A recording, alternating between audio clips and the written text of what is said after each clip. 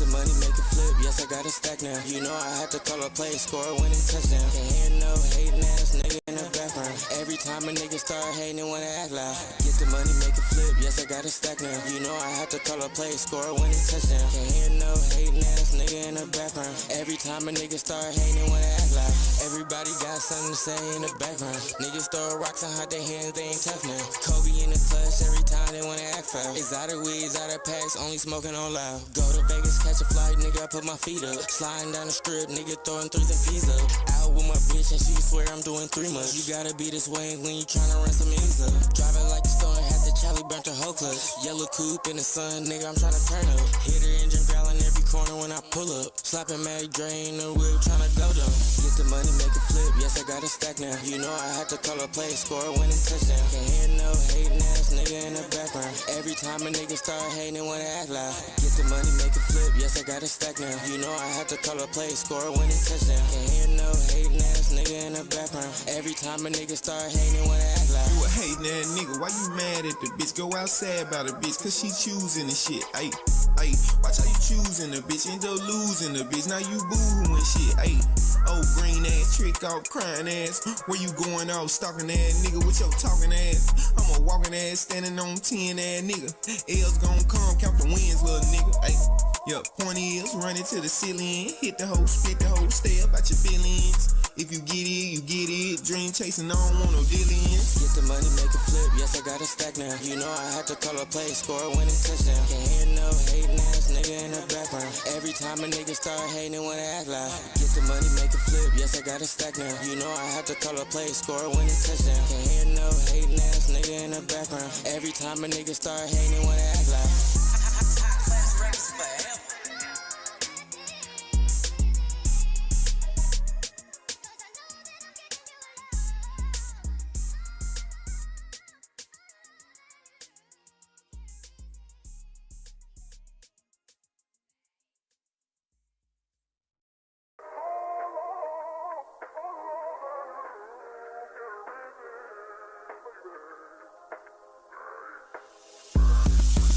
The money, make it flip, yes, I got a stack now. You know I had to call a play, score a winning touchdown. Can't hear no hating ass nigga in the background. Every time a nigga start hating, they wanna act loud. Get the money, make it flip, yes, I got a stack now. You know I had to call a play, score a winning touchdown. Can't hear no hating ass nigga in the background. Every time a nigga start hating, they wanna act loud.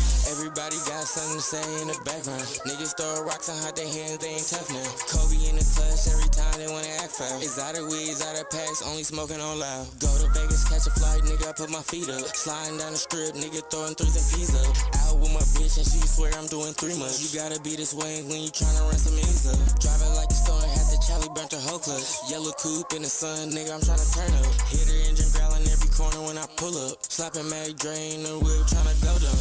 Get the money, make it flip, yes, I got a stack now. You know I had to call a play, score a winning touchdown. Can't hear no hating ass nigga in the background. Every time a nigga start hating, they wanna act loud. Get the money, make it flip, yes, I got a stack now. You know I had to call a play, score a winning touchdown. Can't hear no hating ass nigga in the background. Every time a nigga start hating, they wanna act loud. You a hating ass nigga, why you mad at the bitch? Go outside about the bitch, cause she choosing the shit, ayy. Ayy, watch how you choosing the bitch, end up losing the bitch. Now you boo-hooing shit, ayy. Oh, green ass, trick off, crying ass. Where you going off, stalking ass nigga with your talking ass? I'm a walking ass, standing on 10 ass nigga. L's gon' come, count the wins, little nigga, ayy. Yup, point is, run it to the ceiling. Hit the hoe, spit the hoe, stay up at your feelings. If you get it, you get it. Dream chasing, I don't want no dealings. Get the money, make it flip, yes, I got a stack now. You know I had to call a play, score a winning touchdown. Can't hear no hating ass nigga in the background. Every time a nigga start hating, they wanna act loud. Get the money, make it flip, yes, I got a stack now. You know I had to call a play, score a winning touchdown. Can't hear no hating ass nigga in the background. Every time a nigga start hating, they wanna act loud.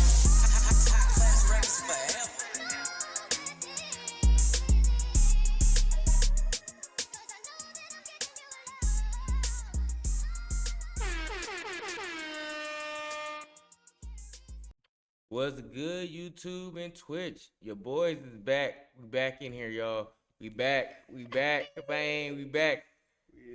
We in this hole. And I know y'all see that in the back. Yeah, we got a hoop in this bitch. I thought we was playing. We got a hoop in this bitch. Yeah. So anybody that wanna run, ones. You feel me? $20 a game. Fuck it. The real honesty ones, bro. Yeah. Okay. The real honesty ones. The real honesty hoop sesh, man. For real, bro. If y'all want to come get whooped on, tap in, man. We can even do a full court. We run twos full court like how they do on the park in 2K, or the threes full court. We can do that too. However you want to get whooped on, get your money took. Oh God, cause this shit definitely legit. This shit get real. Me and Wolf was in here for like 2 hours dunking and lobbing and shit in this bitch. For real. Yo, what's that? D1 Prime 12. What's up with you? What problem? What's up with you? Yeah, man. But yeah, we put a hoop up and it's the All-Star game weekend, even though that shit was. That's all I gotta say about the All-Star game. That shit was horrible. I didn't even know it was All-Star weekend. I see. A lot of people didn't know. Like, so I don't know. It was just kind of lackluster, and like even I told you it was out here in San Francisco last year, and I didn't stream the shit, but I was out there at the events camping out for the different shoe shit. Yeah. Like I met Agent out there at the Jordan Brand event on Alameda, at the little old Naval Warehouse. They had a 5-on-5. The young AAU team that's sponsored by Jordan, they played and shit. All the ones from Oakland and shit, they played, and it's had a whole bunch of different other shit. It was cool. But the vibe wasn't like, cause I went to All-Star game in 2000. It was that 2000 it was here when Vince Carter won the dunk contest. I think that was whenever Vince Carter won the dunk contest. I went, and that shit. I went to the dunk contest with my pops. Nigga, it was just the city. I just remember because I was like 6. So like that was my first time really seeing like the glitz and glamour of the NBA shit. Cause we in the Bay Area. It's NBA shit, but it ain't. It's kind of it was in the ghetto. So to be honest, shit is in the ghetto, bro. So you feel me? It was just dope seeing that. And then when it came back this time, they tried to do all this shit to clean up the city and all this shit. Like for the Super Bowl, it didn't seem the craziest, but it was just hella people out, right? Yeah, you could definitely tell Super Bowl was going on. Yeah, as compared to what the city normally looked like. But that was the same for LA and here. You could tell something going on, but it wasn't the big glitz and glamour of what you think All-Star weekend would be, especially if it's down in LA, you feel me? Yeah, like I said, I had no idea this shit was even going on. So it's just like, I mean, it definitely, but you know, that's kind of like on some funny shit. That's really what Zaire Franklin and T was kind of like getting into it about, and Zaire was kind of making it. What's up, fam? He was making his point that the NBA ain't got nothing close to the Super Bowl, like not even the finals, and definitely not All-Star weekend. Well, honestly, the finals is better than the All-Star weekend. But see, the problem is though, the problem is Super Bowl is a 1-day event. That's what I was telling. Yeah, it's a 1-day event. So even man, I ain't gonna lie. Even being out there the night before the Super Bowl, everybody was inside by like 9, and then 11 the clubs and shit kind of turned up, but it wasn't too crazy. So and when the NBA Finals was here in Oakland, I ain't gonna lie. I don't know. Was you living out here when the Warriors went to the finals? Were you out here yet? I think I had came after Like when Kevin 2017. Yeah, that's when Durant was out here. So, yeah. So you came like right before they like the last time they won. Type shit. So you have to see it. Like the finals is lit. The finals is like our Super Bowl, unless it's in a boring ass city. It's the same with the Super Bowl. When the Super Bowl is in a boring ass city, it don't be as lit. You feel me? So if it gotta be a litter city, but they don't have enough star power in the NFL, I think, to compete with what the NBA niggas is doing.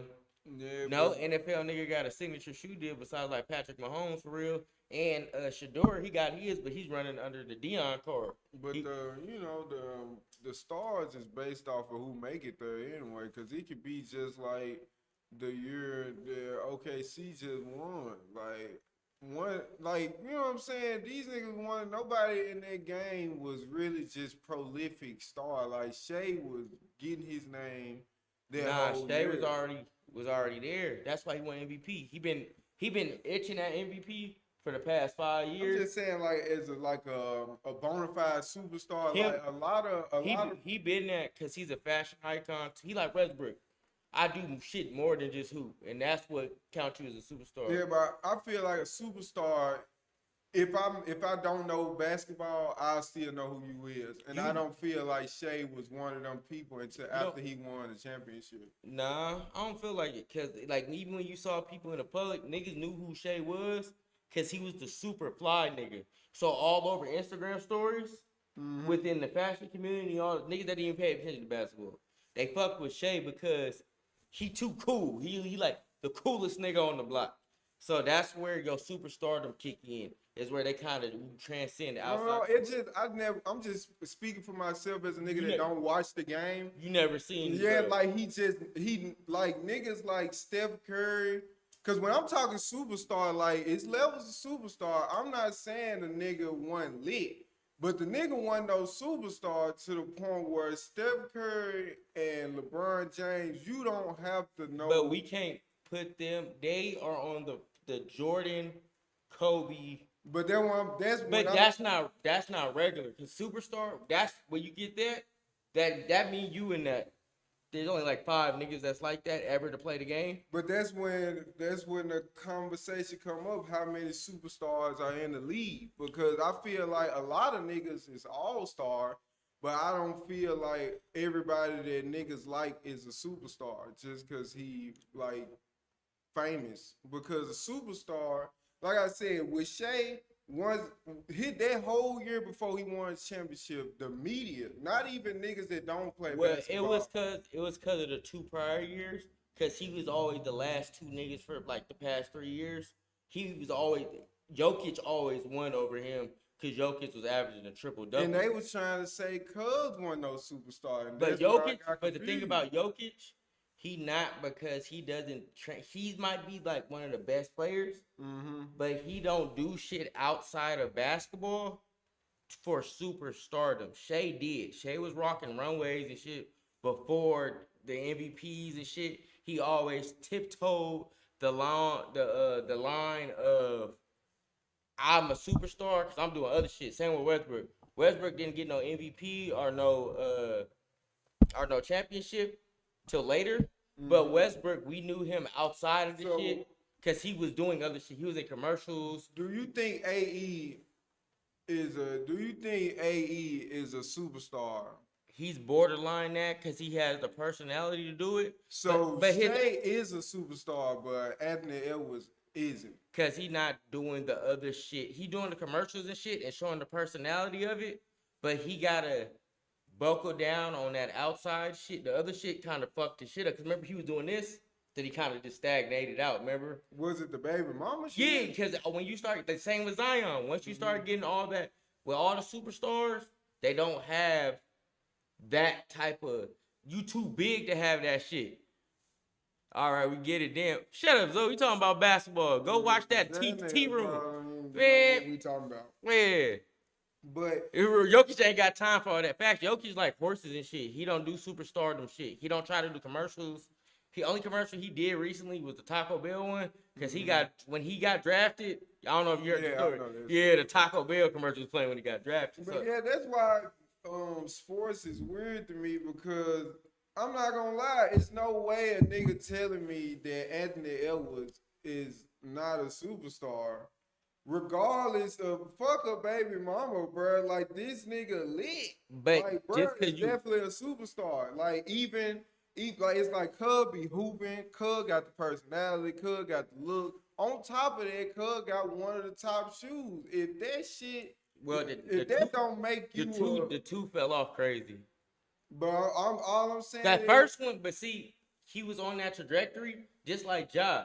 Ja got the #1 selling shoe at Nike. Yeah, but Josh shit was different though. Like Cub got caught up on some legal shit. Yeah, well, not technically, no, he didn't go to jail. No, I'm saying like nigga, you ain't got all you gotta get is a legend with this shit. This shit ain't, you know what I'm saying? A motherfucking brand don't care if you got convicted or not. If the crime serious enough, once you alleged you did this. But he didn't shoot him. It was just that there's a video of him in the club with a gun on his hip. No, I was talking about the jump where he actually had to go to court with the little boy. Oh, okay, yeah, but he got. They said he beat the boy. Yeah, that's what I'm saying. Yeah. Like, but shit, once you get shit like that, it's like, yeah, cause you gonna take a hit. Well, he took the hit before that. That was just the final straw. That was like the domino effect of shit. He did the gun shit. He did the gun shit again. Then he was suspended and he went to go hoop in his hometown. Mm-hmm. Then you get into it with the little boy. All right, now it's like, yeah, cause it's just like that shit. It's 3 strikes, nigga. All that shit don't none of that shit be making sense to me. But that's why I don't have like no affiliate with no team, no sports, nothing. Cause none of that makes sense. Like none of that shit makes sense. You gotta think about it in brand purposes, like the baby mama shit. You know what I'm saying? Fuck a brand. I want to just watch the sports. But that's what makes it superstar, cause it's superstar. You superstar. Once all the brands start calling you, all the other shit they want you to be in commercials, movies, and other shit. That's what made Jordan. Jordan was like he was like the biggest. He was the most known person in the world when he was in the league. So that when you like that means you transcending into other atmospheres, movies, TV shows, commercials, products. You have your own shit. Michael Jordan had steakhouse. You feel me? All type of other shit. And this like is superstardom with movie stars. They got getting clothes and all the shit. Same with Travis Scott, rappers. Travis Scott is superstar, and we can see it from the clothes selling. Same with Kanye West. But a lot of other artists couldn't sell the clothes. They superstars in their own atmosphere, but a superstar to the world, you may not be that. So like Anthony Edwards, he can't. A lot of people ain't gonna be rocking with the baby mama thing in the totality of the world outside of us. We may get it as black people. You feel me? Well, yeah, that's why I said to me, cause superstar. I don't give a fuck what the masses call a superstar. Cause first off, I don't even agree with the masses. Cause like I said, I feel like Shea, Jokic, I feel like including all that other shit is just niggas' way of discrediting who a superstar. But all these niggas are NBA stars. They all. That's my point. But that's what I'm saying. Like but now superstardom is where you transcend. That's superstardom. You can be a star like in hip hop. Niggas are stars, but niggas That's what I feel. I feel like a superstar. The people decide the superstar. But not motherfucking. No, I don't know about Ja. Ja is, but see, he the #1 selling shoe at Nike over LeBron, KD, and everybody. Well, what I'm saying, but we count in the shit that you saying knock a nigga, then Ja ain't no superstar. No, but he is. It's just that he did some bullshit, so we can't.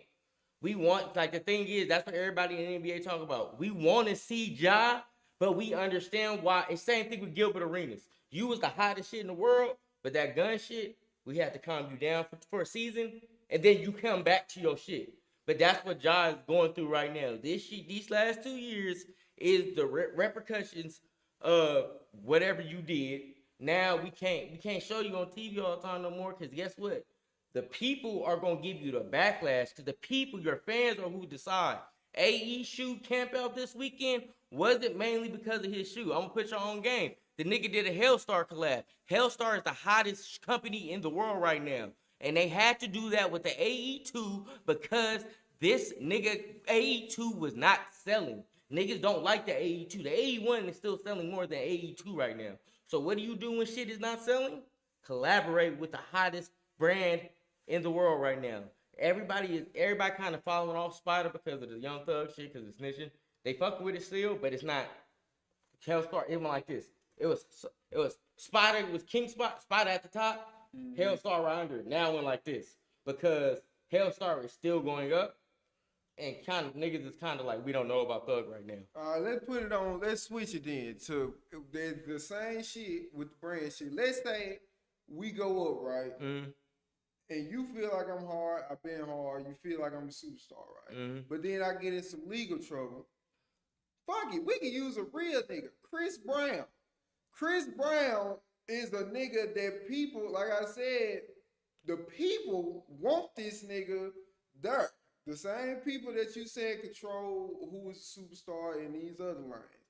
But the media will never let Chris Brown be who he really is. But remember all the shit. Chris Brown kept doing shit. It wasn't just the Rihanna shit. No, I'm saying like from his last case to today, that ain't recent. All that shit old at this point. Bro. See, you not gonna. What's his most recent? It wasn't a case. It just we seen what you're doing online.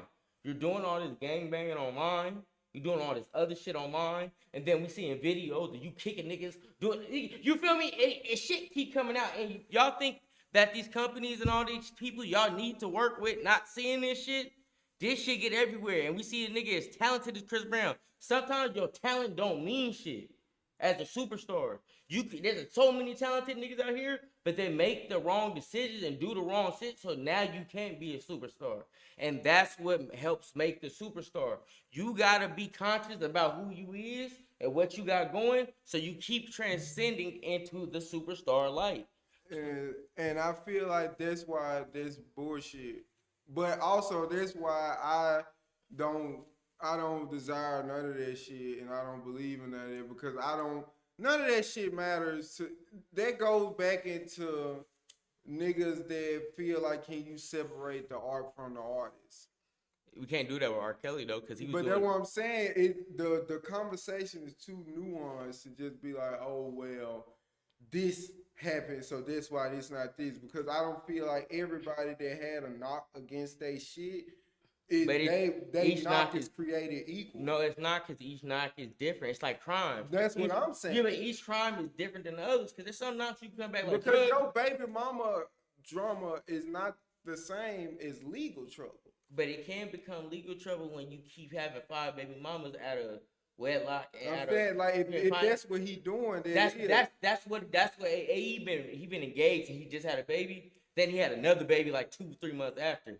Then he had some more girl trouble. Girls exposing him. But it was the same girl. No. That's the problem. I don't feel like her, because I kept up with that shit, and I don't feel like her had no profile. Like he wanted. Nah, it was like, but that's he had 3 for sure. But you gotta see the other 2 came after he got engaged to the first one and he had the baby, Right. and he's still engaged to her. And while he was on the NBA TV show Starting 5, you're presenting the family life. You're doing all the shit right. That's what superstars do. But then you doing the other shit what superstars don't do, because you see niggas like LeBron, he ain't never had no, you feel me?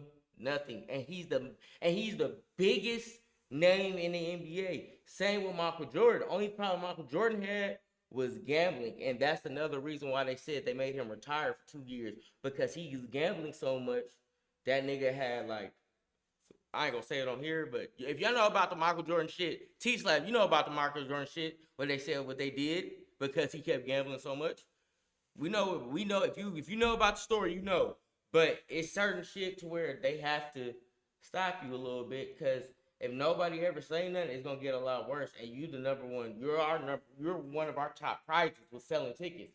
We gotta protect you to keep you around so you can keep being successful. Because if not, a lot of niggas is self-destructive that we're seeing with Zion. Zion was supposed to be the next thing, but John A.E. took over because he keeps getting hurt, fucking with bitches, getting caught up, having to send bitches $2,000. The other bitch is saying she got sex tapes with you and all the shit, and you being a role model to the kids, you got to understand, even though you don't want to be a role model or not, once you become bigger than life, you're a role model to kids. Kids look up to you whether you want them to or not. So all that shit, people be like, man, it doesn't matter if I be a no, nigga, you're still a role model once you get to that point.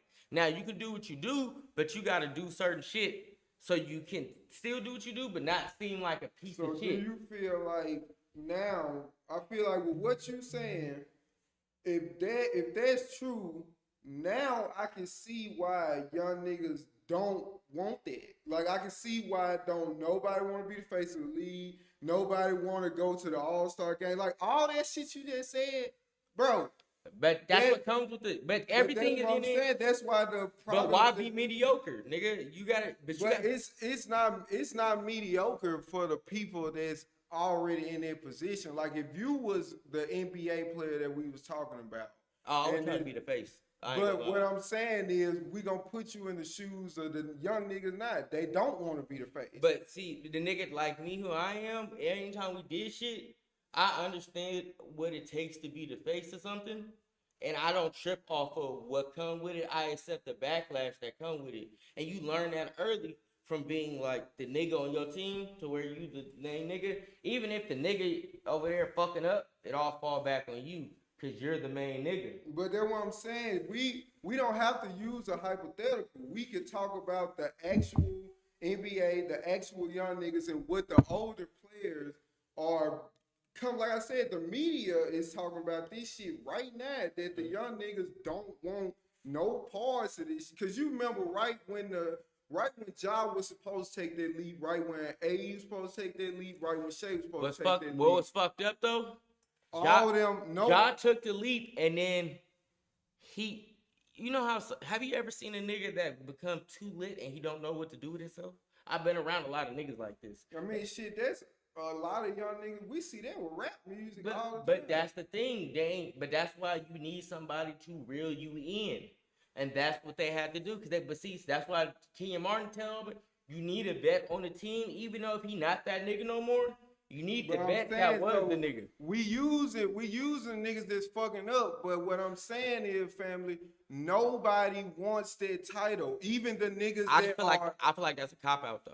No, but what I'm saying is, it's not like I'm putting the cop out on them. This is the young niggas. But that's the problem with the young niggas. What? Because, like, let's take out the niggas that we can discredit, which would be AE, Ja, Zion, the niggas that fucked up. Let's put it on the current niggas. Jokic ain't a young nigga, but he a newer nigga. But really, Shea is a young nigga. But this Jokic 12 years. But all right, fuck him. Let's put it on Shea, the nigga that just won. Is Shea coming out like, yeah, I want to be the face of the league? He said that before he wanted the MVP. No, what I'm saying is, when a nigga, like the specific shit, face of the league, they was asking them, did he say, yeah, I want that title?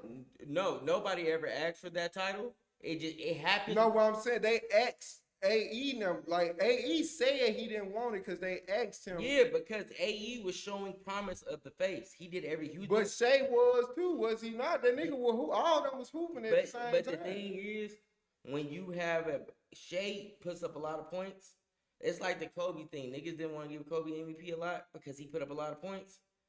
And sometimes it wasn't flashy, it was bag work. You know, pump fake, boom, boom, get to your spot, pump fake, get a nigga off of it. I'm going to shoot it. You feel me? That's how Shea game is. It's not the flashiest game, but I'm going to get and 1 3 points. Keep adding them up. And I'm going to average 30. Same kind of with Jokic. It's not flashy or pretty. But Ja and AE game is flashy. And sometimes when you're really good and you're flashy like that, that automatically puts you in the face of the league. But Shea does other shit outside of just basketball too that makes him flashy in the face of the league because of how he conducts himself outside of the interviews. Basketball, you see him on runways, you see him doing other shit. He's becoming the face of certain shit, but he's not saying it. But you see it by the brand deals and shit. Same with everybody that becomes the face. When Kobe won that MVP, then we started seeing more Kobe commercials, more Kobe shit. Well, all the shit, you feel me? For them, like, what I'm saying. But he had to clean his act up too, because of the charge. Well, what I'm saying, because I get all that, but my point is, fuck all that. Just strictly when it comes to being the face of the league, no young nigga. Nobody ever had though. But what I'm saying, I can name one nigga that came in. No, it was a nigga before him. That nigga came out in 2003. He tatted that shit on him. Chosen one? Yeah. But that's all I'm saying is when he came to face of the league, he grabbed it. That wasn't because I wanted to face the league. That is LeBron's literal nickname. That was his first nickname. But all I'm saying is LeBron came in. We not gonna act like whether his nickname or not, we not gonna act like LeBron didn't come in the league like he was supposed to be the next person. But see the thing. Did he not? But it wasn't him at first. It was the media. But that's all I'm saying. Right now, it's the media. But he don't have no shit for them not to say that. So if in high school he was but then he got in trouble with the jersey shit. That kind of gave him a lot of scrutiny. But LeBron even talked about it on there, and he said, once you become, either whether you like it or not, when you really good at something and you become the face, no matter you want to or not, if you're the best at something, you're the face of it, no matter what. No matter what. If you're the best at something, you're So going to be who face. the best? So I switch the conversation then. Since nobody's never asked for the face of the league, and we going off that logic, who is the best player? Who is the face of the league right now? Right now, as of right And now. it's not. Don't pick. We ain't talking LeBron, Steph, Jokic, none of that. No, We but that talking- ain't no. But see, it got to be a passing of the torch too. Ain't nobody passing. But that's the what torch. I'm saying. Just Kobe, everybody. Kobe. It was so. It's weird. So me and the homie talk about like this all the time. It's kind of weird because we got so many good niggas in a kind of a cluster at a time. So Kobe came in. Jordan gave it to Kobe. Kobe had it. Then he got in trouble. Then Bron came in and it was kind of teeter I totter. don't feel like niggas give the torch. The niggas that get the torch, they a certain type of nigga. They come in it like that. No. Did Kobe not come in the league thirsty? No, but he wasn't. Kobe was never supposed to be a star. But that's what I'm saying. He came in But thirsty. you got, not thirsty. It was just, I'm ready. I see what it Thirsty, hungry. What I'm saying is he Yeah. was determined. Yeah, but see, if you ain't, but see, that's what makes you better than most niggas. Because Kobe wasn't supposed to be. He wasn't the athletically And gifted. that's what I'm saying. These young niggas now, nobody wants to be the face I of the league. think it's because a lot of young niggas is lazy. Like I work out with, like when I was doing basketball workouts with my homie because he still trains. Mm-hmm. And when we be working with some of these young niggas, we both said they not as hungry as we was when we was working out, when we was doing shit. Like me and T-Slap was outside every day trying to, we didn't care what the fuck going on. Fuck all that other shit, nigga. We broke. Whatever comes with this shit, we gonna take it. But we trying to get to that point. And a lot of these young niggas, they in the age where they giving a lot of shit. Mm-hmm. So you don't have to be the face to be getting shit no more. So you can be kind of be, I'm really good, but I don't have to do the other face of the shit, and I'm still gonna get a shoe. Like Austin Reeves got a signature shoe before he was Austin Reeves of today. He was on an average of 13 points, and he got a signature shoe. And that's what I mean by today with the standards. That But they I set don't. today. I feel like today's standards is giving these niggas a cop out, and that's why niggas is doing. But yeah, it's not even fucking giving them a cop out. That's their reality. Like, think about what you just said. These niggas ain't did half the shit that a motherfucker back in the day would have to do to get a shoe, the money they got, all that. But they already got it. So it's just like shit. If that's a cop out, these niggas really just spoiled. Because fact, they spoiled. because Anthony Edwards, like I said, when you got one of your best top players talking about, I don't care about being the face of the league, but you hooping. It's not like you a garbage ass nigga. You fucking hooping. You supposed to be one of them ones, and you just like, I don't want. But look it. That's what it is. That's what Draymond and them niggas. That's why, like, when you watch Draymond on his podcast, like LeBron, they talking about it. They said, do y'all think NBA players today watch film and really try to get better? You know what they said? Hell no. But that's why LeBron, when he play against niggas in the finals, he know your play before you call. Hey, nigga, you supposed to be over there, nigga.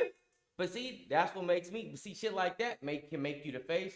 And when you're really good at what you do and you care, you gonna get all the fruit. I think all these niggas. That's why I don't want to throw that in the mix because it make it seem like these niggas not hooping. All these niggas can hoop. They don't give a fuck. Like I just said with Kobe when you said he wasn't supposed to be what he was. It's like, nigga, that's a double on my point because nigga he came in the league and he was supposed to be this and turned his whole shit around just because he cared. Versus Anthony Edwards, Shea now. These niggas really came in hooping, but they don't give a fuck half as much as Kobe did because they was already good. They already had the keys. Kobe didn't come in with the keys to the Lakers, even though LeBron came in with the keys, but niggas was on his ass. His own teammates wouldn't even fuck with him like that. But it was cause, too, it was hate because, like, Darius Miles. But Darius Miles, fucked up thing about Darius Miles, he was that nigga that LeBron was because he came out of high school, too, same way. But Darius Miles came into the Clippers cooking shit. But then they getting mad because LeBron then there was coming in. But what are you going to do? LeBron, niggas wasn't this big like in high school. Nigga was 6'8", 240 coming into the NBA. Jumped 48-inch vertical. So what you feel me? So nigga ran like 4'4". So like look it, And the nigga can pass. He's Magic Johnson low key, and he can take it to the hoop, and he has a higher IQ than most niggas than half of y'all on his team. So from the eye test, yes, nigga, I'm putting LeBron in there. And then two, from the niggas we seen coming out of high school, this nigga way more dominant than everybody we ever seen. So I just don't get the like I said, the discussion when it comes to the NBA. It's just and Shay was in Ant's situation, and Ant had a lot more help coming in than Shay. Shay had Chris Paul. They came in the AC. They got rid of Chris Paul, and it was just Shay figuring out with all them draft picks too. And then they started winning hella games from like Shay was the focal point of the team. They rebuilt it. They got rid of Westbrook. Everybody got Chris Paul over their ass. Got Chris Paul from the Clippers. Bring him over here in that Westbrook trade, like a 13 trade. Yeah, I mean they definitely. I feel like they definitely built around this nigga. And Shay, when he came into the league, only reason he didn't start because they still had Chris Paul. You feel me? Yeah, because he got drafted to the Clippers, right? Yeah, but he came in at 6 man, frying shit, and that's why when they traded him to the traded both of them to the OKC, they was kind of running both of them at the same time. Shay kind of big, so you can put him at the 2. So you learn it from Chris Paul at the same time. You become a superstar. Then now you learn how to win. And AE came in with Cat. You had Rudy Gobert. You had a playoff bounce. You feel me? You came into a good situation. You didn't start. Next year you started. Y'all made the playoff. Shade just figuring out with all these no-name ass niggas. Then they get a couple high draft picks and they figure it out within 5 years and they get a ship. So that's another thing for Superstardom too, where AE he made that leap, but he kind of got stagnant too with the baby mama shit, plus the way how they play and how they win games. So it's like y'all can't get over the hump yet. And then that's the same with Jordan back in the day when he couldn't get over the Pistons. They was like, you can't take the crown from Magic until you get over the Pistons hump and get to the championship. Even though from the eye test, like AE, you look like you the best, but you still need to get over this one hump, this last hump. And I think once AE get over the hump, I don't think Anthony Edwards is better than Shea. But he is a superstar. He just gotta follow suit with the other superstar shit he needs to do. Same with Ja. That's what Ja is learning now.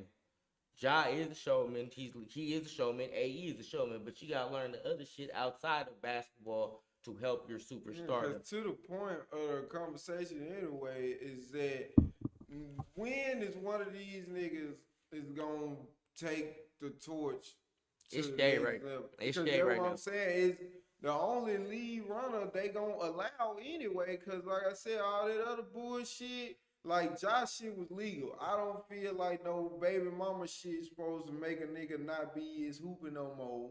Cause if we just talking like, you know what I'm saying? If we on motherfucking TMZ with the shit, fuck it, cool. But if you an NBA analyst, you supposed to be analyzing the NBA. But your off the court shit kind of plays into as an NBA player. Your off the court shit playing in your superstardom because we see your face all the time. Your face is you're the No, I get that. I'm just saying because it's not that I don't understand. But the human psyche, it's gonna make people not like you no matter how much you hoop.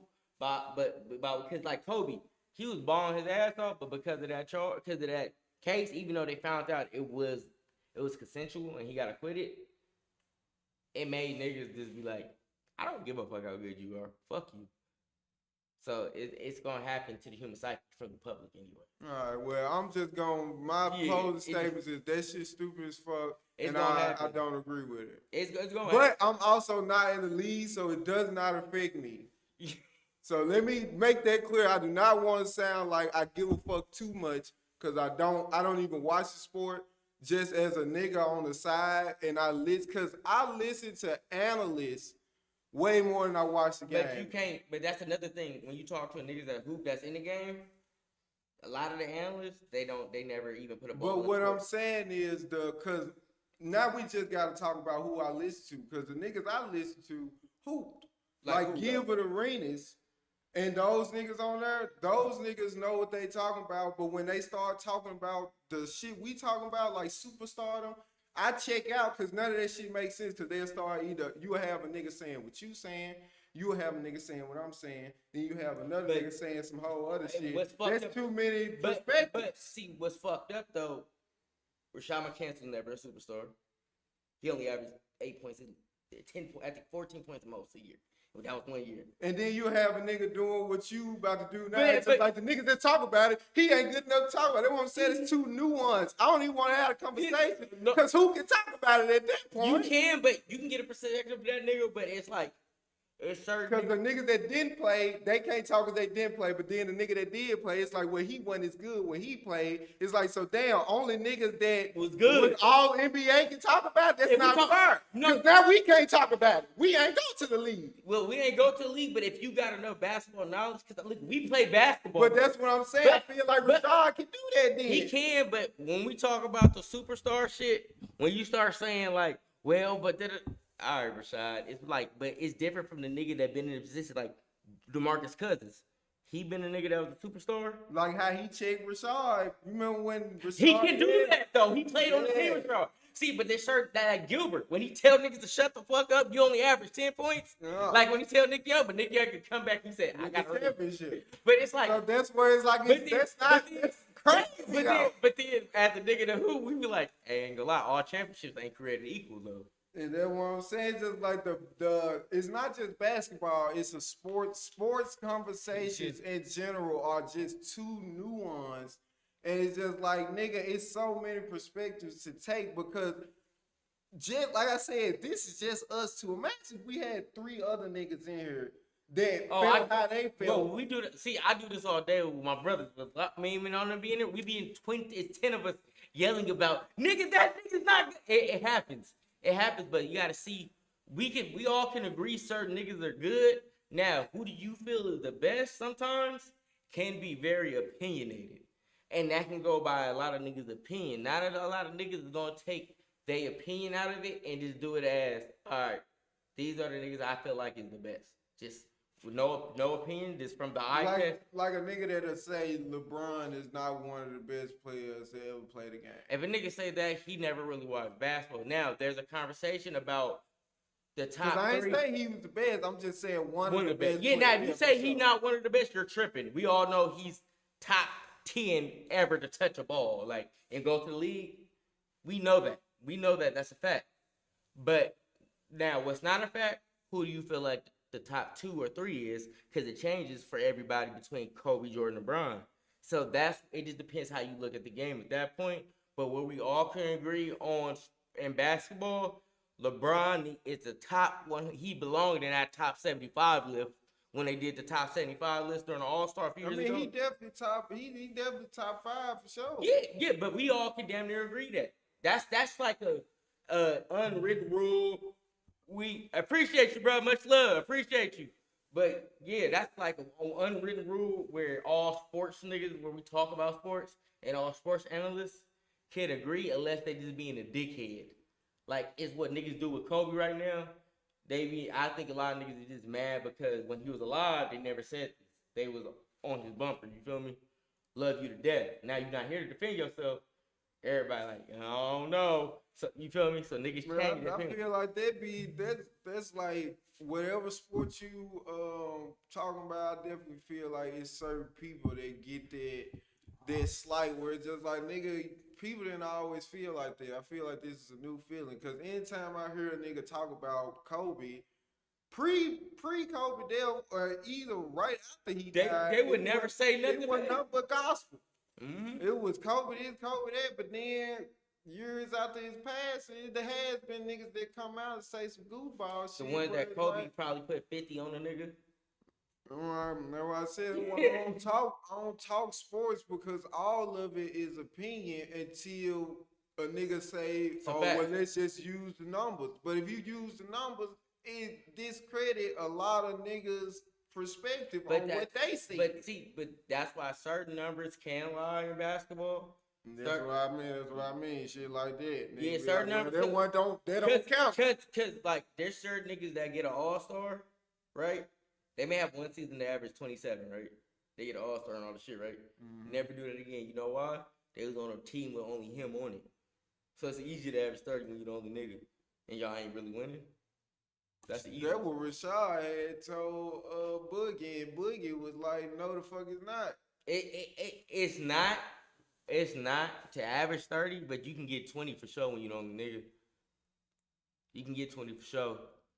But it's different in Boogie case because nigga was like Shaq that can shoot threes. So they gonna be on your bumper, nigga. We triple teaming this nigga. So it's certain niggas that acquire way much more attention than certain niggas. Certain niggas, you may be the only nigga on the team. They gonna just ISO your ass. Let that nigga go. Bro, sports crazy. It's a different mindset you gotta have for sports. It's like you gotta have intelligence in a different way to play it. That's why like niggas that play like they be saying like niggas that play sports be dumb. No, they smart at this because this is all they ever did. You feel me?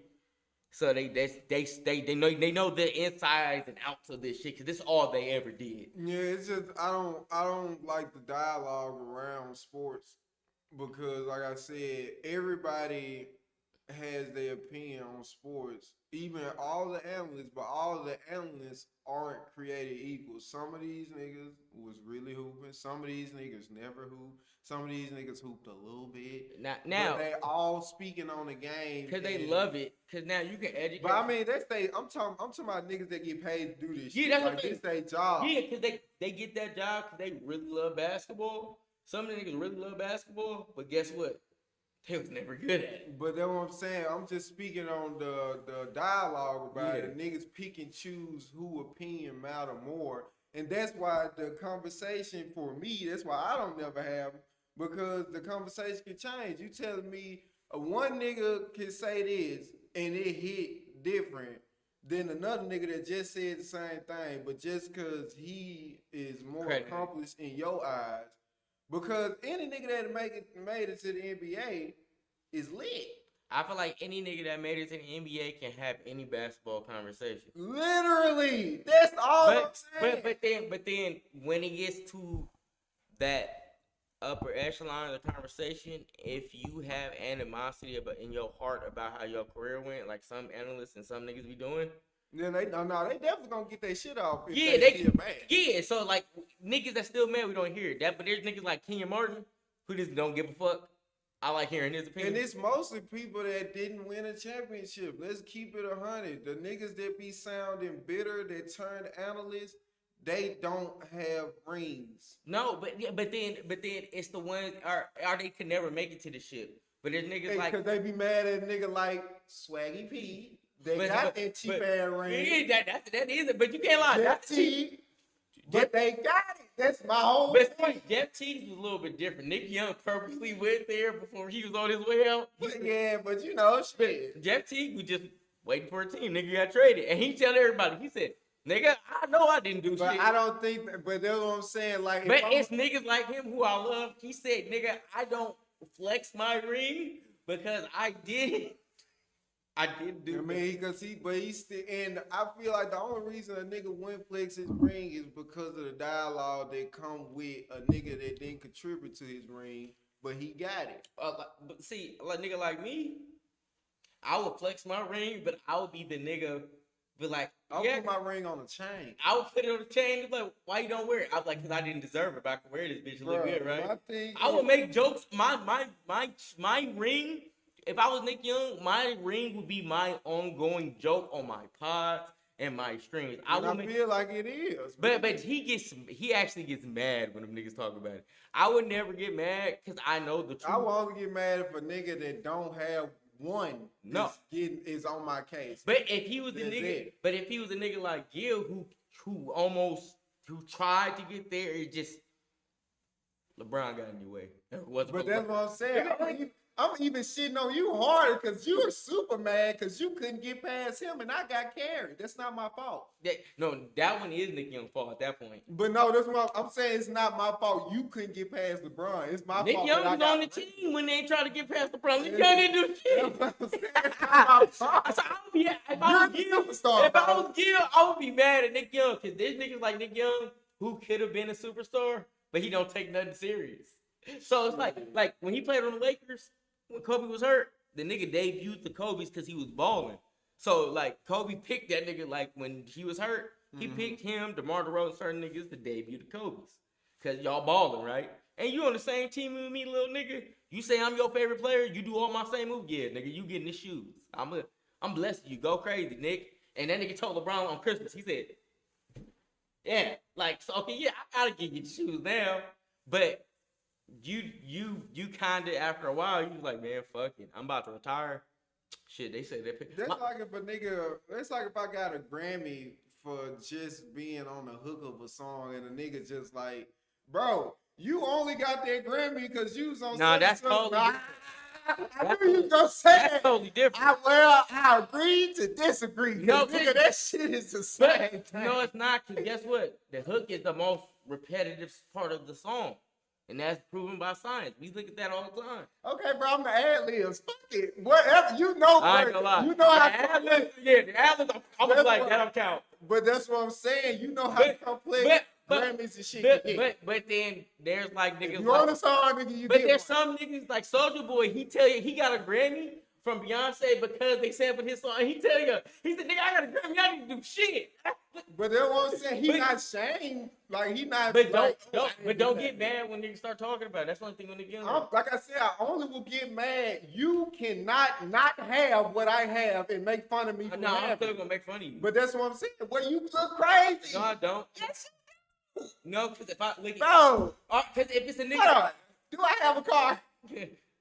Do I have a no? Okay, so if you was to go out, you know what it's going, nigga. If you was to go outside and try to crank your car up and it does not crank up, I cannot sit carless and be like, hey, nigga, why ain't cranking up? You have the right to.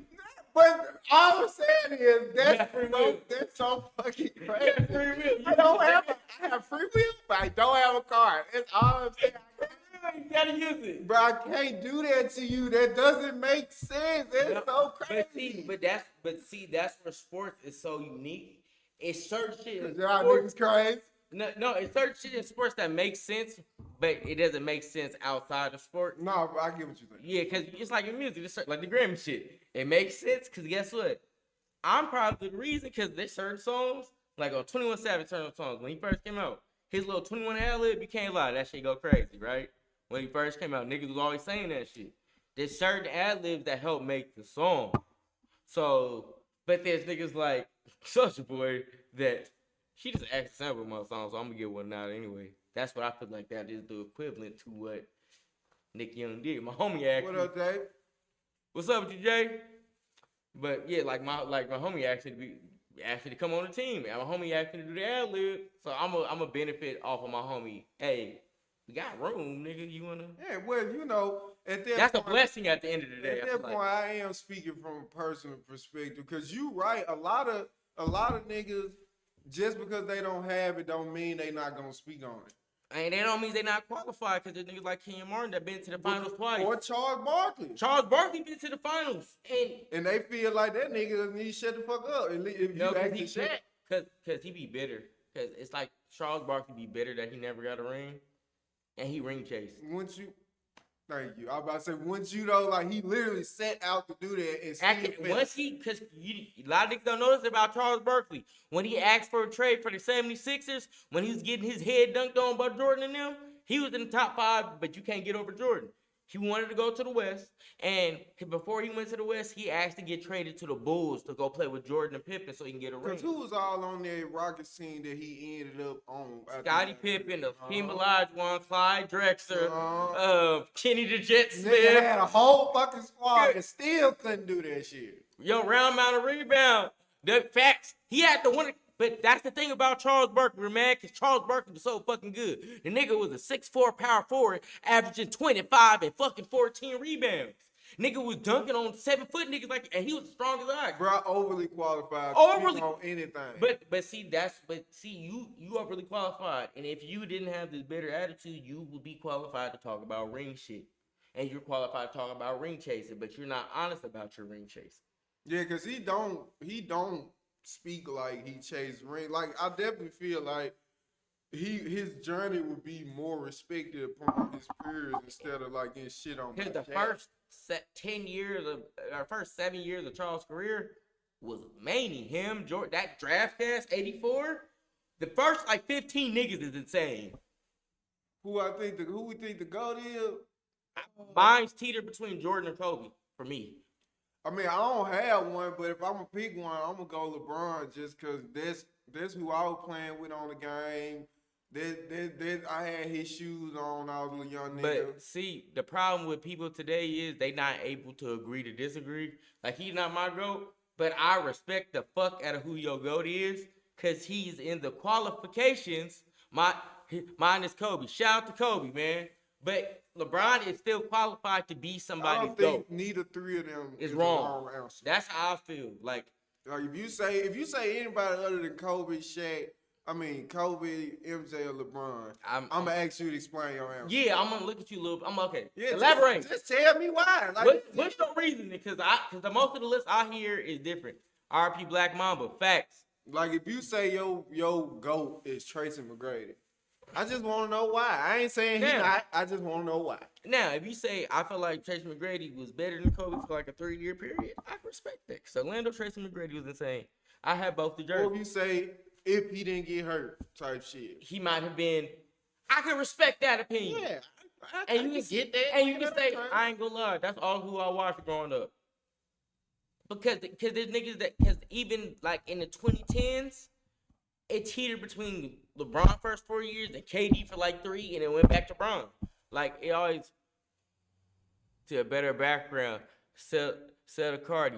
Shut up, bitch. We got our own warehouse. It's a new warehouse, nigga. Nigga talking about a background. Damn, nigga, fuck you in the background, nigga. Damn, rent here. Yeah, man.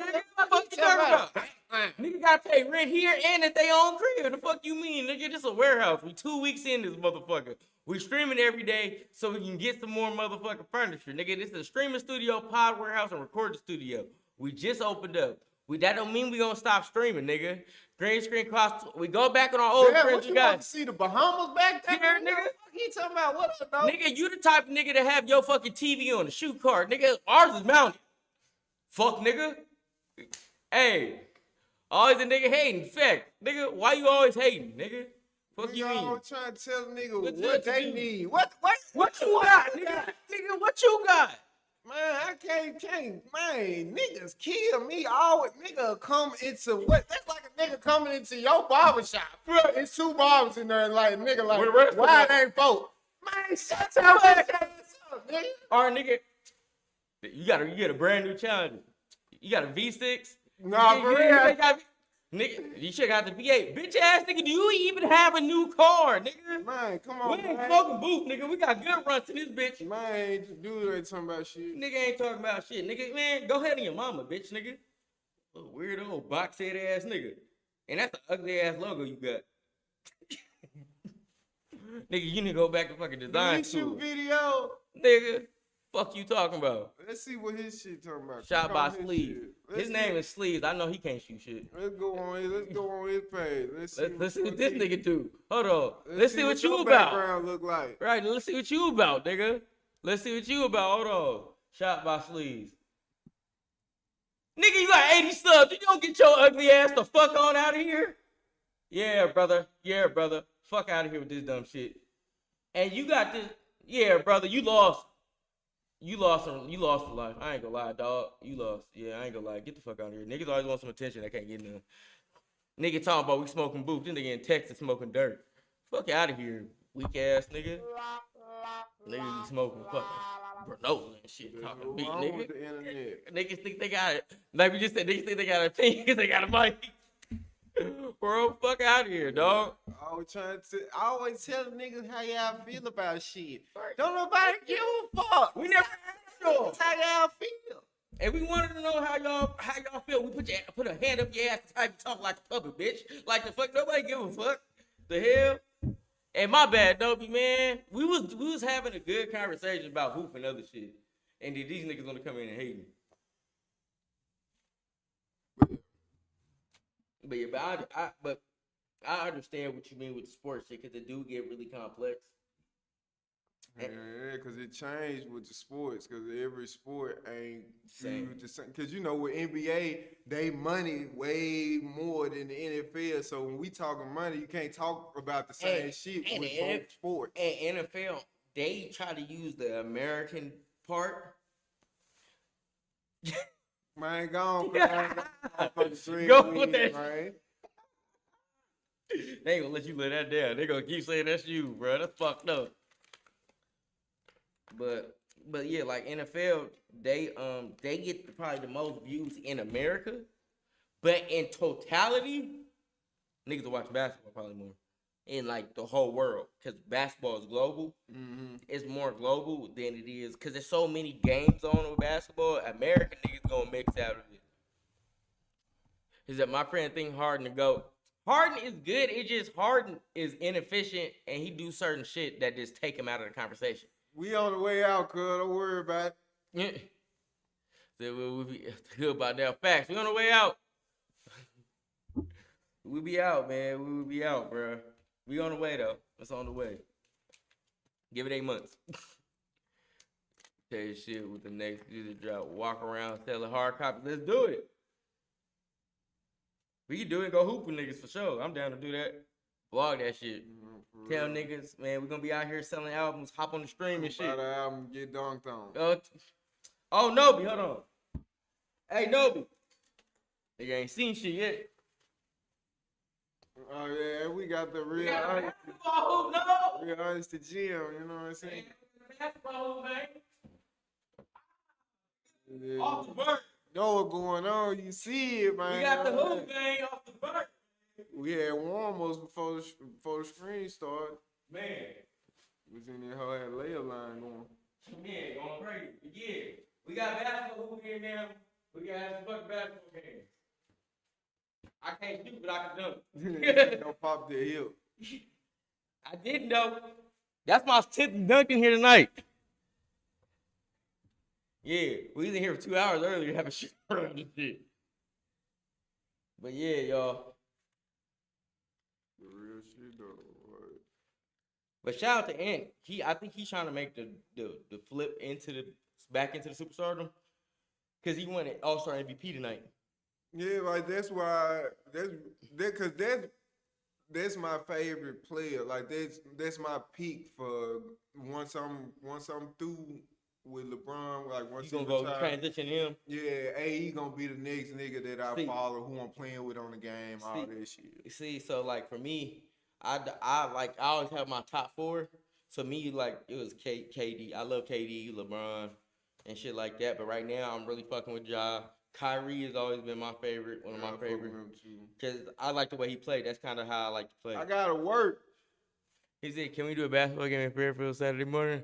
I got a raw ass court by my crib. Let's link at 10 a.m. Let's do it. I'll pull up. What time? You work early, huh? I work 12 to 4 Saturday. Oh, shit. Damn. All right. Shit. We would have to do that shit at like 8. That shit too early.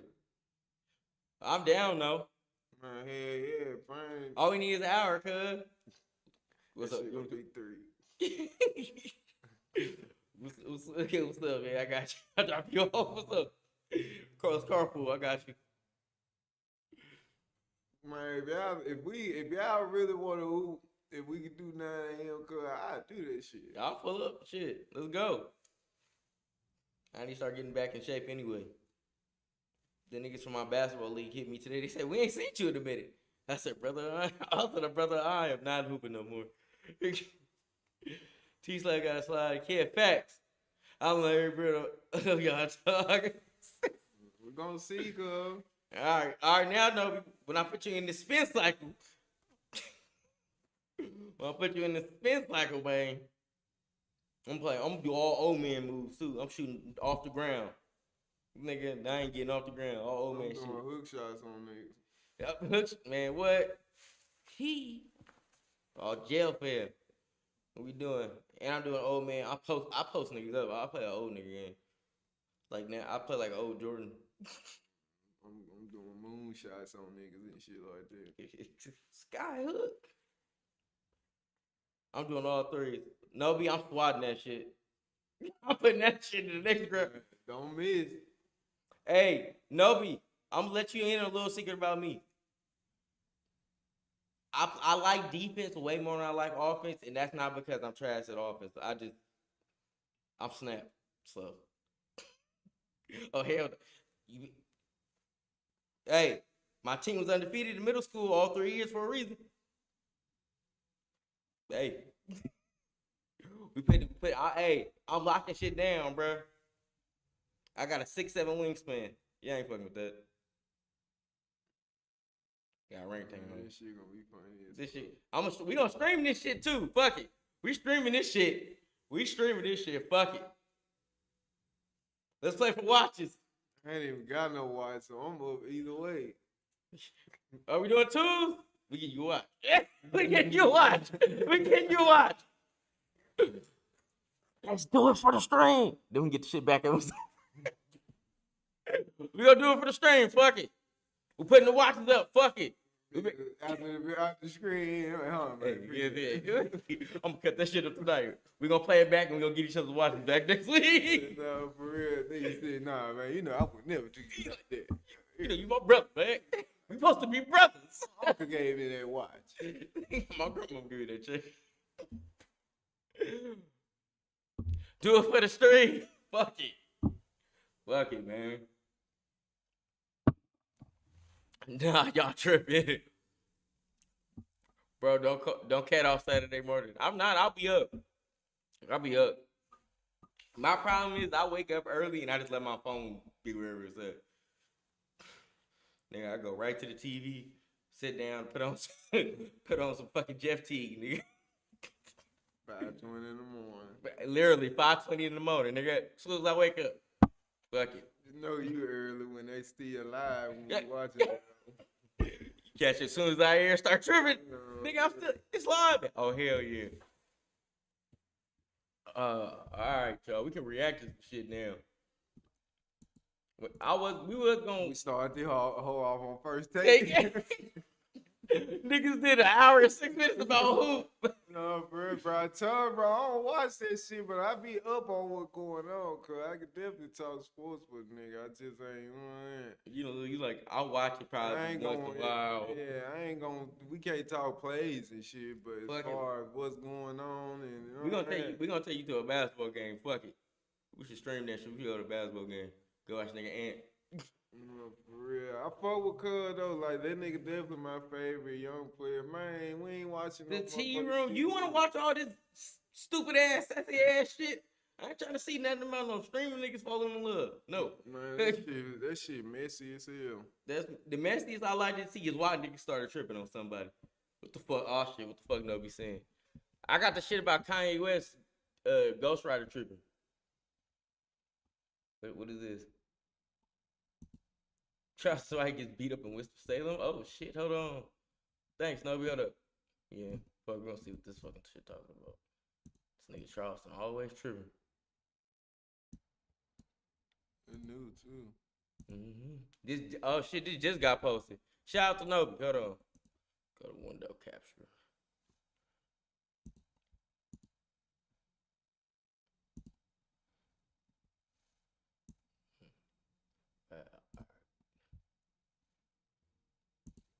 Yep.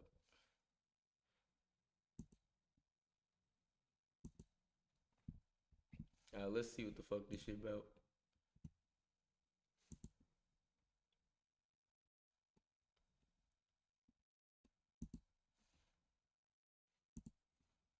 This shit muted. My bad, y'all. Shit's muted. Bitch, I'm with the shit hoe. You ain't no woman. Your woman would have stayed her ass over there. Rotten ass bitch. Be quiet for a minute, nigga. Most of you niggas just talking out loud and out of turn. When you go home and argue with your bitch, you can't tell her that. Most of you niggas, when you go to talking loud in the house, don't nobody listen to you because you don't pay all the bills. So don't bring your ass here and talk to you because you don't buy a $65 ticket, nigga. Say, the nigga, stop, put your hand down because you can't change the thermostat. You can't change the thermostat now. Why need women have? Matter of fact, your kids can't even come over because they ain't got their own room. kids can't come over. You got 2 or 3 baby daddies. By accident, baby. But to look pregnant right now by a nigga that's in jail some motherfucker. I got 2 kids by 1 woman who I was married to. 2 kids by 1 woman. My daughter graduated at 15 years old. My son graduated. I don't want to hear shit from a bitch that got multiple baby daddies. Broke ass bitch. I don't want to talk to broke bitches. Nigga, we can fight. However, we can fight. We can do all this shit. I tried to talk to you. I hit you about your mother. Watch out for that nigga table. Bitch, you been out with niggas and hoes. You better get that hoe, nigga, get off me. Bitch, I'm with the shit, hoe. You ain't no woman. Your woman would have stayed her ass over there. Okay. Rotten ass bitch. Shit loose. So yeah, I don't know what's going on with Charleston White. This nigga tripping at his comedy shows. Hey chat, y'all niggas gonna go pay $65 to go watch Charleston White? I just wanna know. Let me know. Let me know if y'all is. Cause I ain't doing that. Why? Cause his security with the money. Shit. Nigga, shit. He paying his security to get abused, I guess. I don't know. He paying security to get abused, y'all. So. I'm with the shit, ho. I'm with the shit, ho. Shit, stick your punk ass inside, ho. Like, damn, Charleston. We ain't going to the tea rooms, though. Get that shit out your head. Fuck you talking about? Man, we gave you a chance. Even when we had put it on there, you ain't even know what you want to watch. Right. So you lost that privilege. You talking about the first one. The first one. Nigga, you don't even know what that shit was. That shit was still as fuck. And then they switched topics in the middle of the shit without telling what they was talking about. I said, yeah, this over with. This shit is nothing but pure chaos. ADHD in the video, nigga. So you want to watch this one? Man, see what they talking about, girl. I think it's Saha the Prince. I think it's gonna be Saha. I for sure think it's gonna be him. But, matter of fact, I'm just doing it like this. Fuck it. Just doing no capture. Pow. Yeah. Fuck it. Oh wait, wrong one. Yep. All right, bet.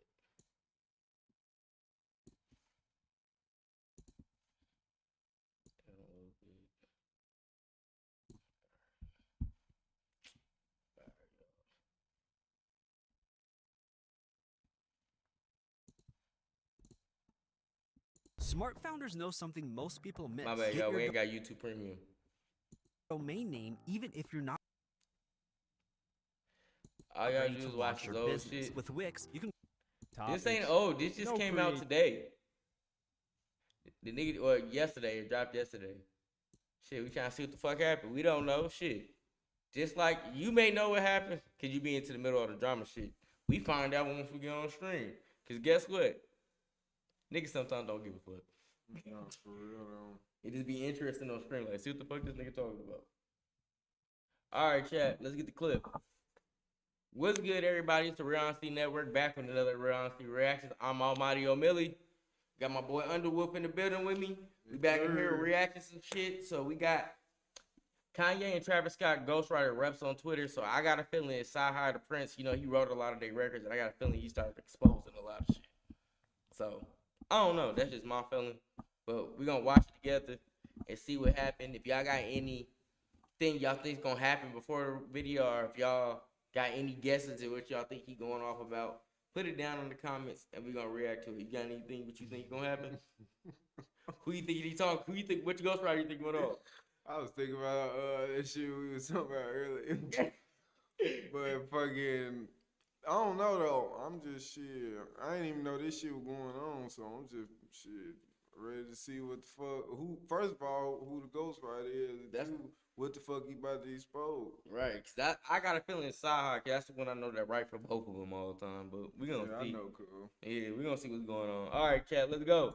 What's poppin', y'all? The man that Ye brought into the game, that wrote a lot of Ye's hits and music throughout Ye's career, and he was on Good Music, and a man who also wrote a lot for Travis Scott, he, at the very least, wrote his Sicko Mode verse, which we got the reference track for. Sci-Hi the Prince came out with a wild statement on X that created a lot of discussion that we're going to go over. So the first tweet that erupted, that created all this conversation. Now, it's not like a huge engagement tweet in terms of likes, but it did create conversation, was rap hip-hop is so boring.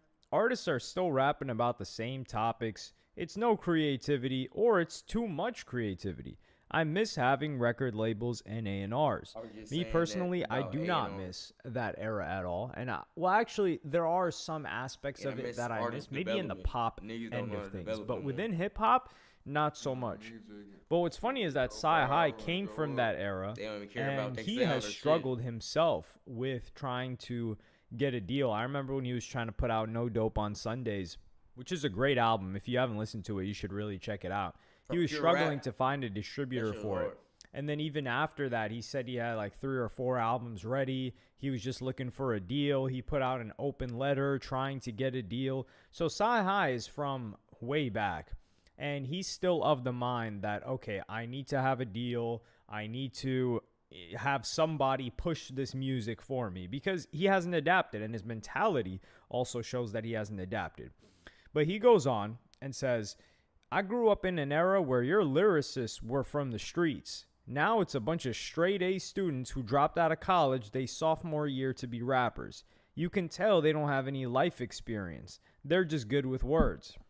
What's funny is that somebody who, let's say from the streets, which is likely people that are staying within their same neighborhood, because let's be real here, somebody's from the streets, either they can't afford to leave, or they can't really move around too much because they might either be locked up, or they might be on house arrest, or they'll have an ankle monitor, so it's limited. And what are you seeing? You're seeing the same stuff in the streets every single day. Somebody that went to college, let's say they grew up in the streets or whatever, or in a poor environment. Nigga just trying to say some shit that sounds smart. Yeah, this nigga don't. That nigga just literally said the house arrest 3 different ways. Bruh. But that's what I'm saying. They just trying to say shit, and they trying to use stereotypes to make shit. But what Sci-Hi was saying, when you come from like the inner city, you don't have to be in the gangbanging or nothing. But when you come from the inner city, you see different things and give you different life experiences to have some creativity to talk about certain things. Exactly. And that's what he's saying. Because like, you don't have to be the most gangster nigga, but if you just have life experiences, you should have a lot to talk about, to write about. Yeah, I mean, because growing up in the hood just by default, you don't have to, just being a passerby, you can have plenty of shit to talk about, especially if you living in the thick of it, right? So, I mean, that's what they said Ice Cube did. Yeah, like, I mean, because if he talking about streets as far as, like, you know, like, the real, like, yeah, like criminal shit, then that's different, but, you know what I'm saying? Because you could talk about the streets even though you weren't in them, just off of, like I said, growing up in the hood. What you seen. Yeah, you could just know somebody that's in that shit. But the fact is, yeah, this nigga is a bozo. He talking about fucking house arrest and all that other shit. We get shit. Environments.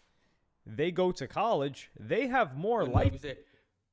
Rappers from 2000 were known to be just rappers. Say, look, these younger just really demons. Facts. No, for real. Cause some of them niggas ain't really like on that. That's why when you hear niggas like 50 Cent in them, niggas was doing shit. Nigga got his name for a reason. G-Unit, really, niggas moving around crazy, socking niggas up. But also, I don't like what he did with Ja Rule and them. Nigga they had to put a restraining order on that nigga. So that shit was crazy. But you feel me? But it's different. Not everybody was tough. That's why niggas in the early 2000s, they was getting scammed, robbed, all type of crazy shit was happening. And it was like, nigga, you super tough here, but why this going on? Unless you was Wu-Tang Clan, all them niggas snapped. But shout out to the Wu-Tang. Yeah, it's 100 of y'all. Yeah. That nigga Ghostface Killer is still on that. That nigga got in the shootout with the Delphonics. Like, come on. How snap you gotta be to get in the shootout with the Delphonics? Life experience and diversity of people than the person that just stayed in the streets. So the fact that he's saying they don't have They're life wrong. experience Man, he got is they start a little shooting, bit he's weird, nigga said, but man, I was about I to think pull my what he's blade trying out. to I say said, is this is that the old nigga for the sure. things that they're rapping about don't relate to him, but he gives a little bit more explanation. Gucci was on that for sure. Where he says, We I'm know cool about with Gucci. a couple college dropout rappers. And he's I got talking three- about I Ye got because K people with were like, me yo, and three didn't young the niggas that guy, stay with you're me. describing the guy that put you on? I He's remember like, that yeah, that Gucci was in man. 2003, though. So he's saying that this is a more common thing now. But I miss when authentic lyrics like Jay-Z, Nas, DMX, T.I., Outkast were mainstream and not just kids who were just good in literature class. Ye was the original. Now that's all the mainstream rappers these days. I don't know what this guy is talking about because I don't feel like that's true. Because Ye did never tried to be gangster. Ye was always, he's really from the south side of Chicago, but he always had a different, you feel me?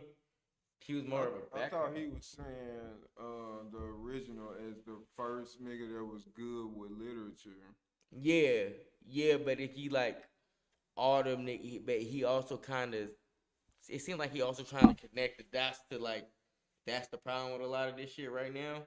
Yeah. And I feel like he gonna start going off about Ye and Travis Scott more after this, cause he's an early 2000 rapper that's from the streets. Yeah, supposedly Ye from the street, but he don't really portray himself as that. You feel me? And I feel like this is the turning point to where he gonna start going in on it, cause yeah, you said he missed when niggas like Outkast, DMX, Jay-Z, and Nas, and we get where all of them are from. Mm-hmm. They authentically themselves, and they from that, and they not so much as Kanye.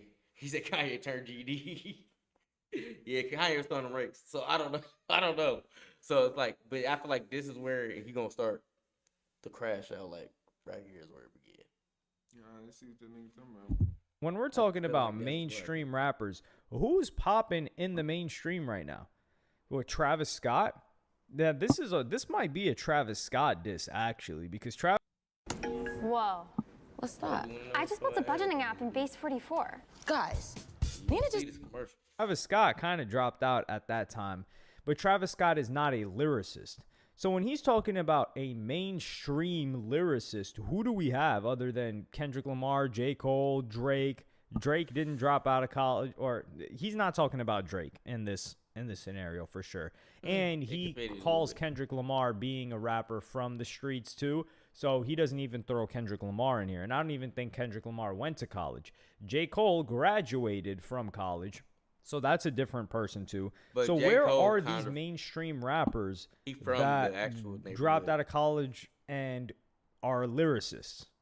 I don't know of any. Like, the majority of the most successful rappers in the game right now are either from the streets and doing well commercially, or like 21 Savage from the streets. A$AP Rocky, he's kind of like, he's not really a lyricist. He's more of like a fashion type of rapper, and he doesn't fall under what this guy's trying to say. What else do we have? We've got Future. Future doesn't fall under this. Future's from the streets. We've got Uzi. Uzi's not a lyricist. We've got Youngboy. That's as much. Youngboy is one of the hottest, and that's as much of a street rapper as you can get. And he's not like a lyricist, but he's got lyrics. That shit, boy.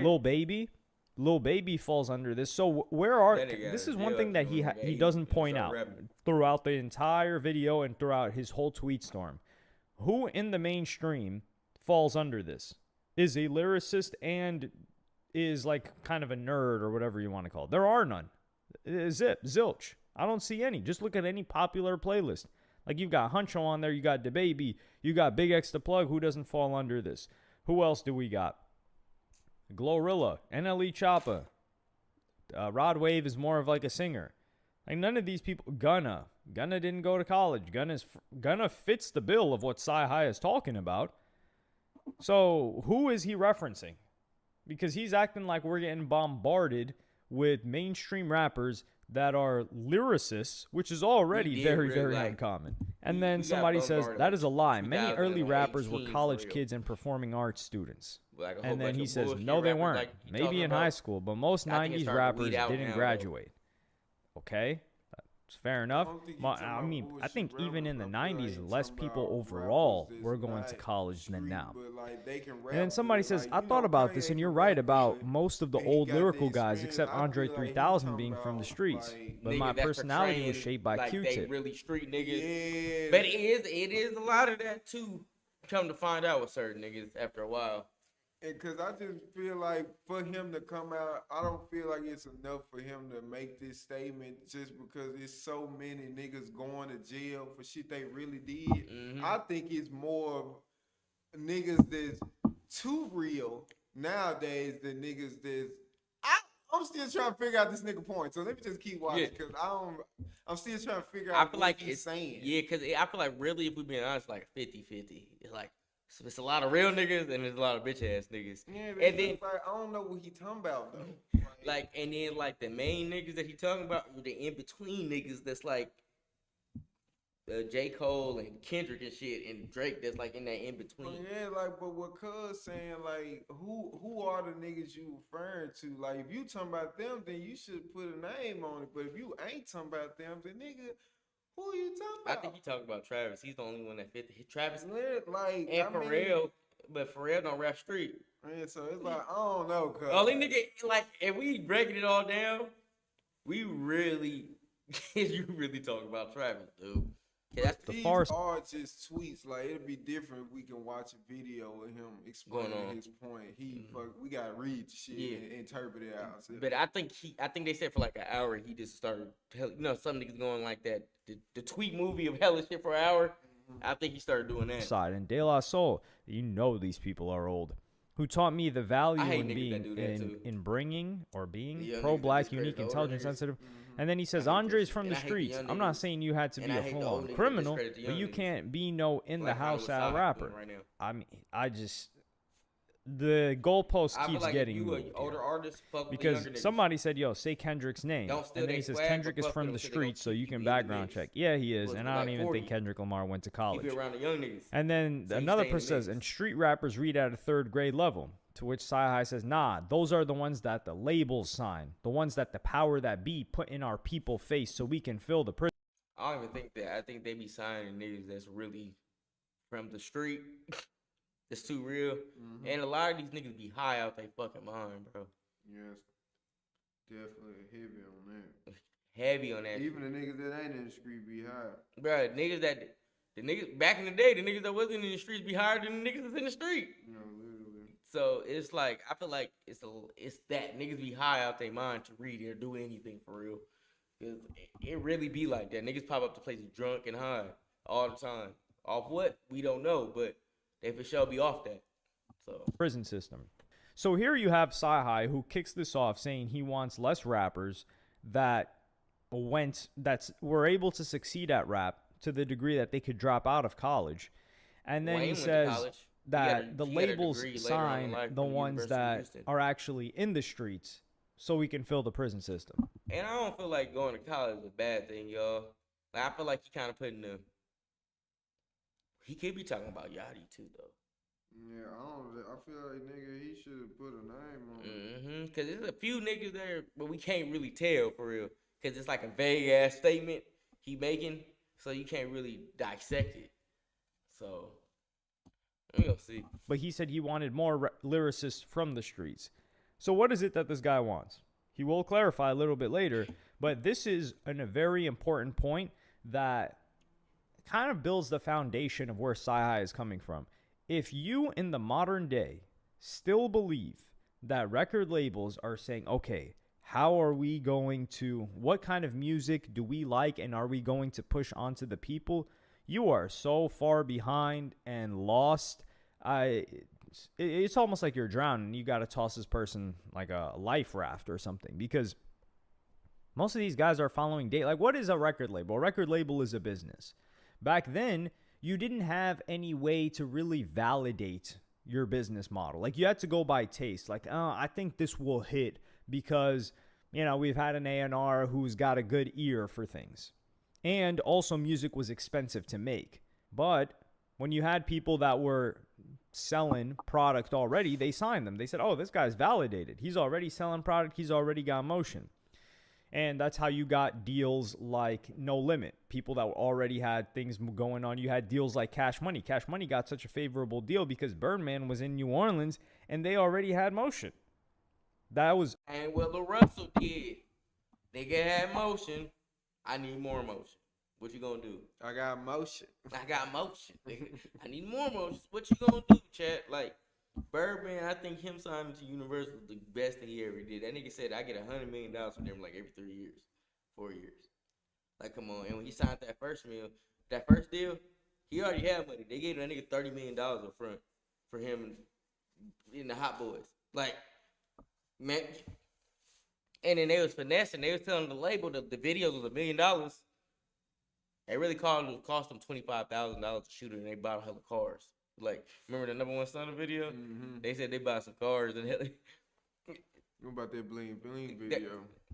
that was after that first 30 million hit. That you saw Lil Wayne made that word. He bling bling. Like, come on, man. I love that video. That's my favorite. That's my first video I could say where I was like fell in love. a lot like, harder to hip-hop. get back then. But I was now, like, nah, this little, why would they take you a the little risk nigga, you see the when little there's nigga. data? And the data says, He was like okay, 15 hey, this during song's that a time. hit. By the way, it's blowing up. The trajectory's going to go crazy. All right, go sign that guy. Easy. Toss him a bag. So the things have changed. And yeah, they don't really need an A&R anymore. And it's less risk. So they get to lower the risk. They get to make it a higher percentage chance, because there's no 100%, a significantly higher percentage chance that this artist's song/catalog is profitable. Yeah, they're going to do that. And then somebody says, man described his former boss and label, but want us to believe that there was a time all lyricists were in the streets. He says, I like a few of them, but it's no articulate street rap in the forefront of music I like. Freddie Gibbs. Like criminals. Okay, I get it. That nigga want real street niggas Yeah, in jail. I get it. But he not talking about shoot 'em up, bang, bang. He talking about, like he Street said, niggas. articulate street niggas. Like niggas that can, like, what's his face just won a Grammy? Clips. Clips, yeah. Like them type of nigga. Okay, I get it now, because the nigga was losing me. I didn't know who he was, what he wanted. But now I get it. I knew what he wanted, but I want to know what rappers you talking about that's the ones that we don't need. Yeah, like what rappers is lacking this? Since you a writer, we need you to be more direct, and maybe we can fix this. like, cause who made you say this? Like, what nigga did What you did you hear? listen to? Yeah, right. What nigga did you hear and you just like, I got to tell niggas? Only nigga that I know that album that came out in the past couple of days too, probably since he tweeted this, Don Toliver. And that nigga don't even talk about street shit. He might make a mention of a gun, but it's like, it's not in the sense like, No, you know, I think he do that because he from Texas. So like, yeah, like he might have a gun. like Texas niggas, that's what they love. So it's like, like I said, whatever. We gonna figure it out. Boldy James, Benny the Butcher. So these are people Shout out that Benny he's the trying to reference. So Benny the Butcher, that guy came out of prison. Freddie Gibbs, who, despite all of the odd stuff surrounding him, fits this guy's bill. But these guys are not mainstream. They're not even close to mainstream. Well, Freddie Gibbs got kind of close. These guys just have their own cult fan base. So where are the record labels that signed Freddie Gibbs and pushed him really hard? If anything, he was on Jeezy's label. That didn't work out for him. I think he got another deal that didn't work out. He was independent for a long time and blew up, if you want to call it that. But he built a very, very sizable audience and fan base to where he was able to get a favorable deal after that. But the deal came after he made motion for himself. And these guys aren't mainstream, which goes back to my question. Like, what is Sci-Hi talking about? What are they pushing on us? And then somebody says, why is that any less important than those from the streets? He says, because I want to hear substance, not a bunch of rhyming words. Well, a bunch of people don't want to hear rhyming words or substance with the rhyming words. They want to just start moving around, and that's what the charts are dictating, especially considering, like, you got country taking over. You had Latin trap / reggaeton like taking over as well after that. Like, hip-hop has been falling off on the charts. And then we got Uzi, who's got, like, the biggest hit right now, and that song is kind of just one that you move to, not substance or rhyming words. And then somebody says it's 2026 and we're expanding on culture now. Keep up or get left behind. We're off this caveman mindset. I don't think Sci-Hi the Prince's mindset is like cavemanish. I just think it's very productive. limited in scope. I do think he has a bias towards and away from It's like towards it's not productive or productive rappers to hip hop that for real. shared his 'Cause life experience. That's it. Not Which is everybody gonna fine, be that deep but into this he needs shit, to understand that into the he's streets. aging out. I mean, And he's not the nigga target that market. he's talking He about says, is nah, a y'all just don't have specific nigga. standards in Like, think 2026. about Y'all are just weak-minded. Street niggas. Okay? that And then somebody says, are Sci-Hi never very washed nobody, articulate and his in best this moments day are and through age. another It's rapper. not All right, they very got to chill common. with that. Most of them are But he says, crash I will outs wash if they them in the all. street. Yeah, so we're not 'Cause going to if they was disrespect Sci-Hi's articulate, they probably wasn't in the artistry streets. and his pen. And he That's not mixing gonna it happen. back then. Somebody says that it's a was bad take, common, and he says, but no, it's not. everything It's is on camera now. I feel like niggas if they become articulate street niggas, it's waiting till they our age, like 28. Yeah, like 27. maybe the nigga growing that he talking about. Yeah, Like maybe one of these niggas finna turn into that nigga. yeah, like I don't know. They may articulate themselves later, but you got to give the nigga the chance to do that. Yeah, he want them. He want to come in like that. expecting do he want more mature street he niggas? want a Kendrick Lamar. But that's what I'm saying. That's a rare. But Kendrick Lamar ain't, cause what he talked, the niggas that he mentioned got a criminal past. It's like Kendrick Lamar is from Compton, but Kendrick Lamar isn't a criminal. No, but he's you know how niggas don't join the game? Mm-hmm. Everybody's around. All his best friends is from a gang. Mm-hmm. So he was never, but he's still considered a street, or will be a hood street nigga, because you from the street. Well, he would be a hood nigga, a hood nigga. My bad, yeah, a hood nigga. Mm-hmm. You be a hood nigga because you from the hood, you from all this shit, but you ain't never probably been in trouble like that. Man, So it's like that's what I'm saying. With his point, it's a lot of them niggas like that that's rapping now, where it's like they from the hood. But like I said, it's also a lot of niggas that's really like that that's rapping too right now. So it's like, what the fuck is he talking about? Like, but I think how certain old niggas get to a certain point and they just complain, don't really yeah, have no like, point. cause I don't know what he talking about. I think he keep moving the goalposts every time somebody Come with a good say point. something. Yeah, like he didn't have nothing articulate to say about the nigga said we're expanding on culture. Either get with it or get lost, and I understand that. It's like, nigga, the shit gonna change a little bit, but there's still niggas out here doing what he's asking for. yeah, like I don't know what he looking for there if he can't find it right now, cause it's a bunch of shit out here. Like it's a lot of shit. Like it's a lot. No, It's probably the most diverse time in music we got. Niggas dropping every day. Nigga, every other day I get on Apple Music. I said, damn, another nigga dropped. Literally. So I don't know. Like right now in music, really in art in general, it's so much out there. Like if you really invested in movies, games, music, It's something for everybody. And if you want it, I know it's out there. You just got to find it. Some of that shit be hard to find. You might like some niche shit. Yeah.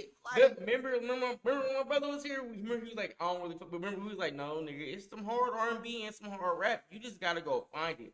no, for real. Because it's not like back in the day where music and hip hop and shit is so scarce, so they gonna post whatever's really good.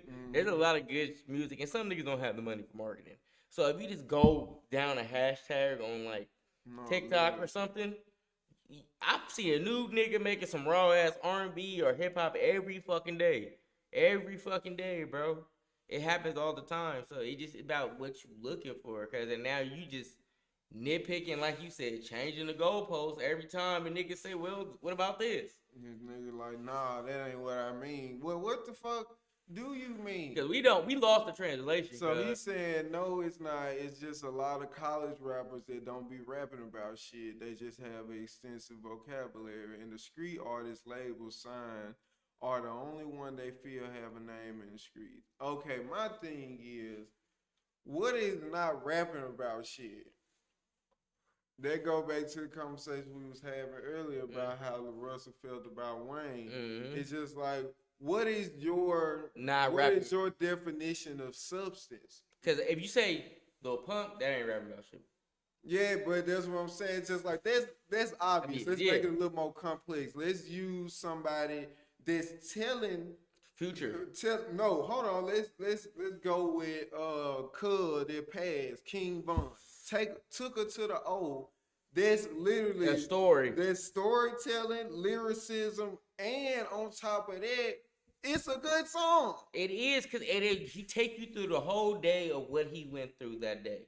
And if you ask him what the essence of hip hop is, a lot of these niggas just telling them about what their day was, stories or shit they been through, So right? that's what I'm saying. Would you not consider Dirt do the King same Von? shit. Dirt got everything you can ask for too. He got pain, substance, turn up. But what stick out though? The The violent violence. shit, the gang Man, shit. nobody gonna look at the other shit that he was doing. But that's what I mean though, cause what he talking about is a lot of niggas out here that's just telling their story. Maybe you don't think they like that interested. If you feel like they ain't talking about shit. Right? Are there niggas out here like Polo G you can go listen to? Bruh, it's like bruh. I'm listening to them, so I know they out here. It's niggas that's not just rhyming words like that. What cuz say, Deontay, this a bad take. Like this don't make sense. Or even about Young Thug. Like if you go through the transition points of Young Thug, you can see where his substance kick in later when he learned how to actually make music. And then like the album So Much Fun. Man, he definitely got some real shit out Yeah, there. and like So Much Fun, it got better to where he can kind of tell where he's pointing at in life, where he at. Plus he got good at mixing like some The sound shit with some real shit. Yeah, where especially it's with like, his you know, sound, where it's probably really hard to mix and shit. He know what he doing. So I don't know, bro. Like I really don't know where you at, Sai. Like I wish we could understand what the point you making, but you just rambling at this Yeah, point. I think what he looking for exists. He just want to be lazy about it. You know, I some just niggas. felt like he wanted to tweet first, and he could have been scrolling on music like He could have been on Twitter and just put a hashtag in R&B music or hip hop. Yeah, he like street niggas. Yeah. Whatever he looking Street for. nigga, street hip hop. Nah, for real, cause it's just like, bro, that shit out here is niggas out here that's trying to get out the street, but they still, you know, 1 foot in, 1 foot out, and they hard, and they telling their story like they out here. Like I don't know what the fuck he talking about. Like where you go for your music? Like who you listen to? Playlist, probably. You know what I'm saying? See, fuck all that. You You need gotta to go search. to the street then, nigga. Nigga, That's be what you want. outside, nigga. I don't know. I feel like with like us being here at Noble, every time we hear, I hear some new shit from a new nigga. I'm like, okay, that nigga hard. No, for real. Let me Never add heard that of this nigga. Nigga, look, hold on, wait, what's your name, bro? Say your Instagram. Yep, I'm gonna tap in with you. No, But that's all it takes. And if you go to, even if you go to, if you, any of these hot cities, right? When you go to like probably the lit club in that hot city, that DJ might play the spin the nigga that's lit in that city. So, and he might be that where he's lyrical from the streets, and he know to make a lit song. So you might hear it, or just being outside in the city. Like out here in the Bay, you go to any little event, they be playing music on the street, all type of shit. You never know what you might hear. So I don't know. He just on some old nigga shit. I don't know. I hate to say that about Side, but I mean, everybody get over shit. One day, a nigga might not understand where we coming from when we talking about back in our day. And a young nigga might feel like, shit, we need shit our old ass up. It's just a disconnect because we don't understand what he want. But you gotta see, so like me, like even with my little brother, like I told you, he was the one to put me on Draco back in like 2016, and we got like an 8-year gap, bro. So, but with me wanting to understand, put me on to what you listening to, bro. Some of the shit, you feel me? Some of the shit I can fuck with, and some of the shit I can't, and it's okay to be like, it's just not for me, and you go find what's for you of the new niggas. But you gotta kind of do that and tap in with the young niggas around you too. But they, you know, the negative shit is always easier for niggas to lean towards versus just, you know, taking the extra step to find what they looking for. It's just easier to load up your phone and be like, this shit don't exist. It's like, yes it do, nigga. It's everywhere, nigga. Like literally, like a lot of shit niggas won't exist. You just, it's not laying in your lap, nigga. Sorry, what the Like, fuck? Go what you want us find to it. do? Like, my bad, like shit. But niggas be lazy, bro. So I don't know. I think we from the age too with the blogs. You just go search it up. We just go. Yeah, look whatever you looking for, search it. These niggas got all these answers in their hand and don't want to use none of them. They want another nigga to tell them. Bro, just do it. Like, bro, these niggas out here. Get on SoundCloud. Like, niggas be having all this shit just right there. You just comfortable, and it's okay. You can even do it on admit YouTube. you comfortable. Like, nigga, I don't want to go discover no artist. Y'all share it for me. Like, yeah, type shit. It's cool. Just say that, though. Stop acting like shit don't be out there just because you don't want to look for it. Facts. But niggas just want to be lazy. So, let's finish this shit. Let's see what the It's just a lot of college rappers that don't be rapping about ish. They just have an extensive vocabulary. Where is this? This is what I'm saying. Can he give us... I know he doesn't want to give an example because he doesn't want to knock people down, especially these people probably looked up to him, funny enough. But these people don't exist. They're not on the charts. They're not on playlists. I don't see them. So he's like kind of complaining into the void about something that nobody is seeing except him. If you were sexually abused while in a juvenile detention facility, you may be entitled to $580,000 or more in compensation.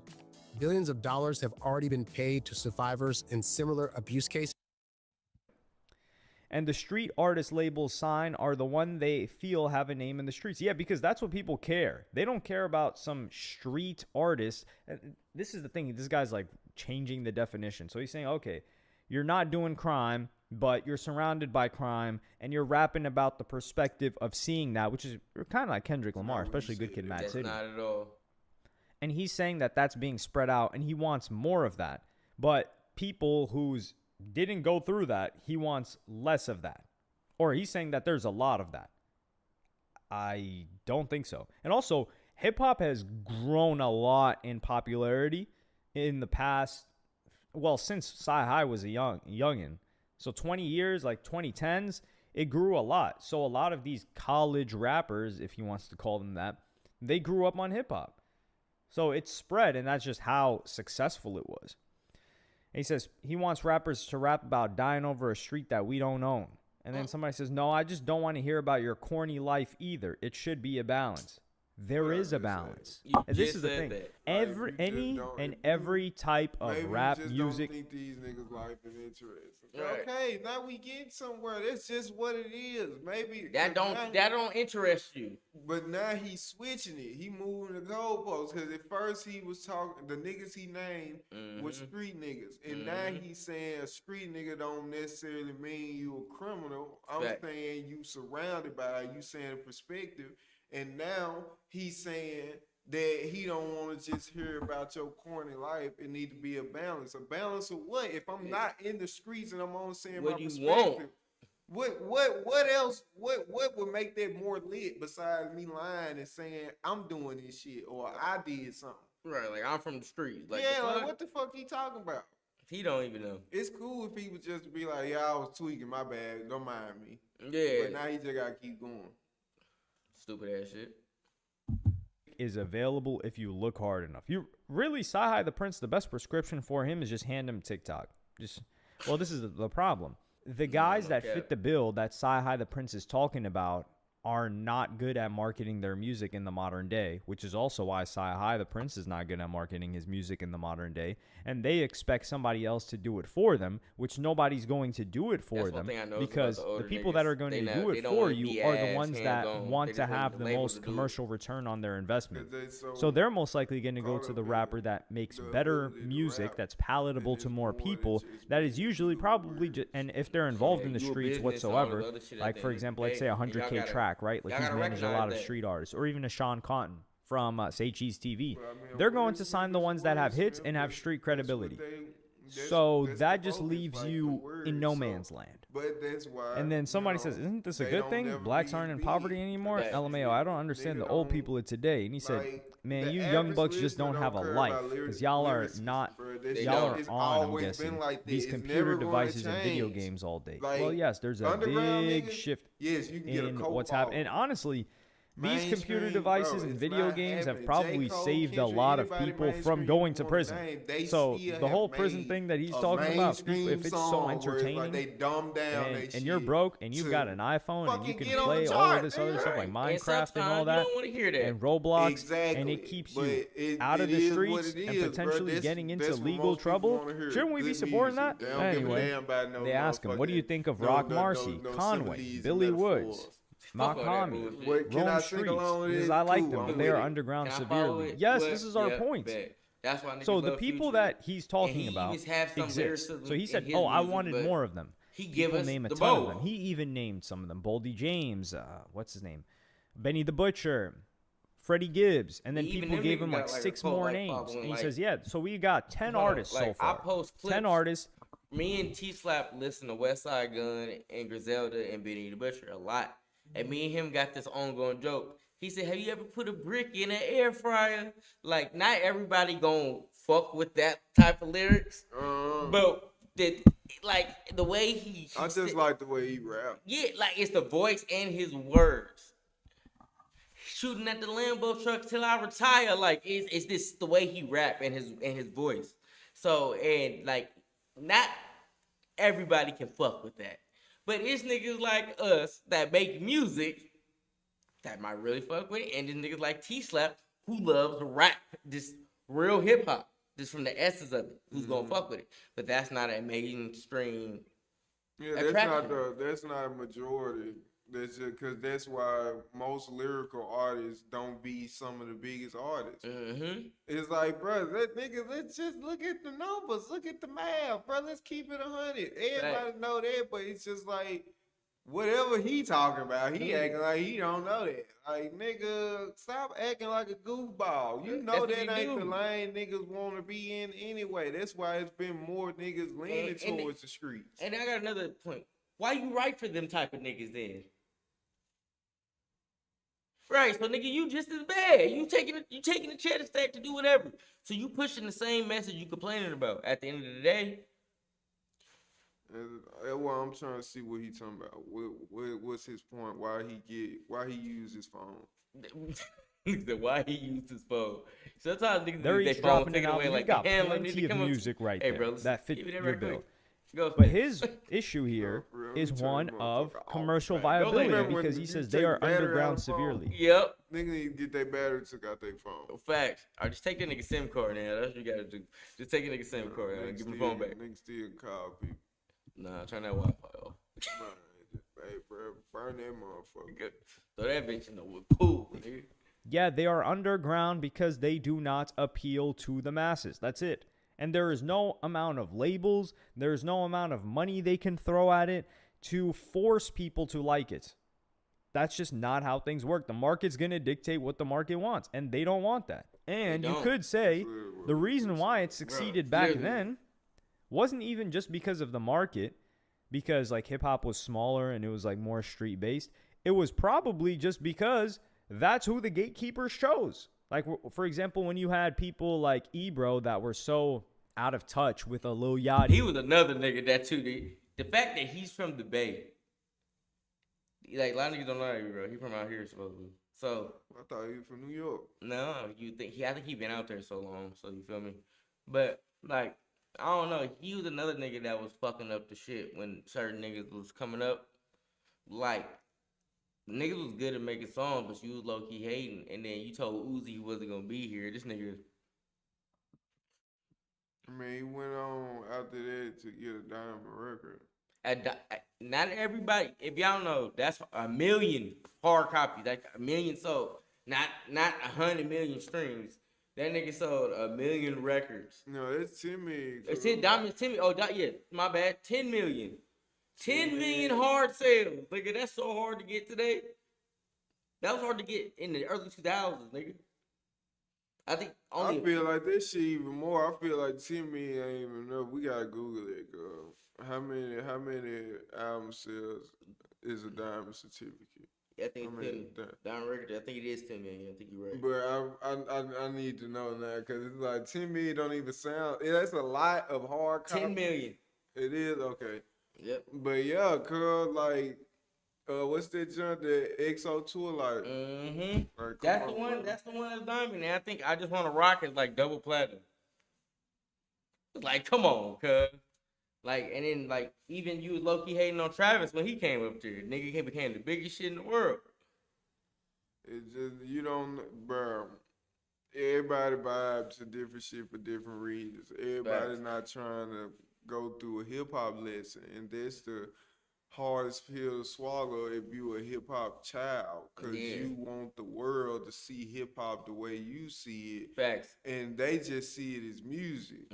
We specific. We talking about hip hop, like art, the art form. This just music to them. And once you accept it as an artist and you start creating around it, then you will go through the ceiling that most lyrical rappers, super hip hop artists, that's where they stop it. Just because it's certain shit that they not doing because it's not hip hop. But it's like, hey, what people want today is music. The facts. And like looking at niggas like us, how we talk, you would never know we make the songs like we make, for real. But it's niggas that appreciate the shit. But just because we appreciate it don't mean we don't have to make that same type of shit, because that may not be our vibe. But that helped inspire us to get to where we at with our music now. So, and it be old heads like this who don't understand that because they never got to the point to transcend to get past that ceiling to do that. And we see, or they never wanted to. Yeah, but we see, and they start complaining about, oh, why never? That's not what the masses want, brother. You gotta understand, you're making niche music. At a certain point, it becomes a niche, and we gonna love it, but everybody's not gonna be on the same page. Majority rules. Yeah, and then that's the number one thing in music and in like content, for real. So if you can make something that everybody can vibe with, you gonna win. But if it's a niche audience, you gonna have a ceiling at a certain point. What up, Albie? Albie was good. But yeah, you're gonna have a ceiling at a certain point. But there's niggas like Currency who don't give a fuck, who just keep pushing. Yeah, that's my thing. Like if you gonna have your ceiling, accept your ceiling and just deal with it. It's a lot of rappers that done been at their ceiling and they still been relevant at their ceiling, and Currency is one of them. And you will never know that nigga's not mainstream by how he lived his life. Just off of the strength that he accept what he set out to do. Like this what he wanted. Like, and he was on to go mainstream. And he was on the mainstream early. He was with Cash Money and them. Nigga left. Even with Wiz Khalifa, the shit he was doing with him when Wiz was the biggest going mainstream. And Wiz and him still did records while he was mainstream. This was right before Black and Yellow. And then Wiz went out of this world, and he still sometimes pulled Currency up, and then he had to spin the bottle record with Wayne that went super viral. Was it 8 years ago? So you have, and you still stay relevant to this day. Like yesterday, Academics posted that him and Larry June got a project coming out. So you, like you said, even though you accepted your ceiling, you still gonna work. And you killing it in your lane, and that's the point. Like the ceiling ain't bad, but to complain about your ceiling, you create the ceiling, my nigga. This is art. You create this. If you only want to make this type of music, then this is where you're gonna stop it, whatever that is. And you create your own value by doing it. Yeah. So if you gonna go hardcore hip hop, bruh, hardcore hip hop ain't been popular in the last 20 years, bruh. Like, even though there's niggas like Jay-Z even have the balance, nigga. Nas have the balance. Cause it's just like I said, it ain't about hip hop no more. It's about music for the masses. But if you don't give a fuck about the masses, then like I said, just accept that it won't be a majority of what you asking for. It ain't. It's never gonna be that way, bro. Fact, ever. Just let it, just accept it. But some niggas, that's they gimmick. Like, I'ma just fight for hip hop. It's just like, bro, this is just controversy on some corporate shit. Right, like bro, just call it what it is. And y'all East Coast niggas who y'all consider the king of hip hop, he not even like that. And he understands that and signs niggas that may not be the most hip hop head, but they make really great music. Yeah, like you can be hip hop but understand music. Because my thing is, I just feel like only just being 100% into rap, that's 100% into anything is limited. Facts. It don't matter what it is. Facts. So with music, it's so diverse. Like, think about a nigga that he's so hip hop, he don't let nobody sing his hooks. He don't let nobody help him write. That should be crazy. And it's just like, all right, but in that sense, you not getting the best out of this song because you ain't letting nobody help you like in no form because you writing it. Bet. Then you not getting the best out of this hook because you ain't letting nobody sing it. You feel like you the nigga to do it because you so hip hop. You did this. Then you fuck around be the nigga that made the beat. You fuck around be the nigga that mixed it. It's just like, bro, you doing all this shit just to represent hip hop, and it's like, bro, hip hop has evolved, bro. You trying to keep it on some boombox shit. It ain't that. It ain't gone now, like, bro. It can still exist, but my thing that ain't the mainstream. That ain't the only point no more. We got a whole bunch of lanes for niggas now, and it's accepting that ain't gonna be the number one lane. Like niggas is not gonna be like this. The type of rapper I want to be. That type of nigga.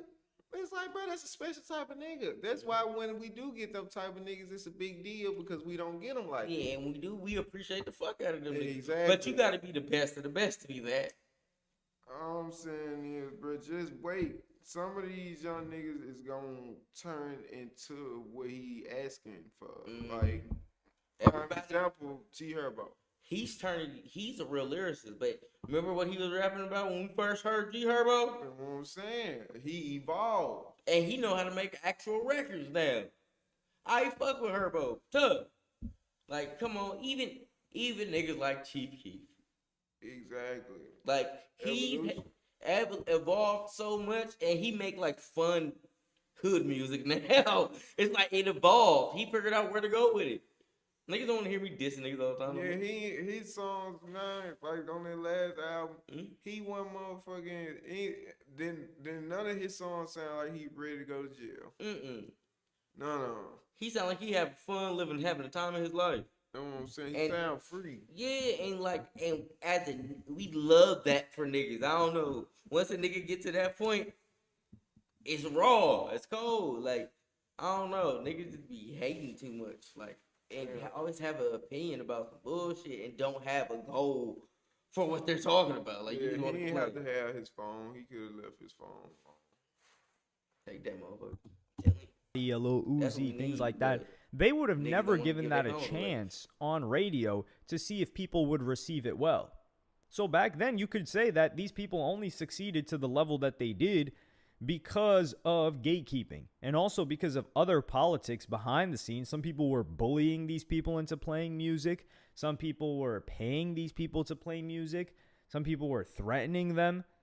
So all of this other stuff that was going on to keep the music at the forefront that Sci-Hi the Prince liked back then is just grimy stuff, and it's gatekeeping, and it's kind of like artificially making the business a certain way. And then somebody says, if this is coal smoke, it's lame and unwarranted. You're one of the greatest talents on the mic ever. Present your art and bask in the love that you get. The world would love a Sci-Hi project. We got enough. He says, is he the only one who went to school? Can name 10 others. Well, he graduated. And then they said he's corny. He says, unfortunately, you're corny, my guy, for understanding that I like diversity in music. There is diversity. This is the most diverse period ever when it comes to music. When it comes to quality, so there's absolute garbage out there, of course. There's absolute amazing music. And when it comes to the breadth of just hip-hop, so many different subgenres that overall the music sales have dipped because people are consuming across the board so much different styles of music. There's something for everybody. And somebody says there's just as many street rappers not rapping about ish. They're fluff and gold on both sides as it's always been. You know that. He says, yeah, but we don't have street lyrics in the mainstream anymore. So he was just saying that the mainstream, the labels are pushing, these college rappers, that's where they're all at. And now he's saying we don't have street lyrics in the mainstream. It's just super street lifestyle music or super educated rapper. I like the gray area. Where's the super educated rappers in the mainstream? Please show me. I don't see them. And this gray area this is an emotions-based argument. Like I said, show me these artists. And I'm asking you guys to show me too. Show me in the comments.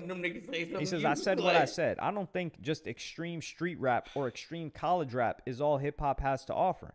I want to hear more street rappers be lyrical. I missed that sound period. If you don't like what's said, then oh well.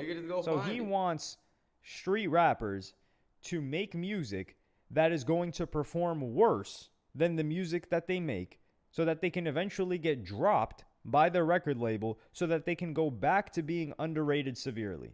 because that's the path that they're going to go down if they listen to what Sci-Hi is talking about right here. And somebody says, this is an accurate take and I like it. But one thing I noticed is this isn't a problem. More so the people from the streets having a hard time relating to anything else but the streets. And that's in reference to him saying, growing up when people were from the streets. He says, you're right, but they signed street artists based on authenticity and money and not skill. Yes, because this is a business. The skill, there is not a proportional reward based on the skill of lyricism and the income generated. It does not work like that. There's almost like, in the beginning, yeah, it matters. You got to have at least a bare minimum of skill rapping to be able to make certain music.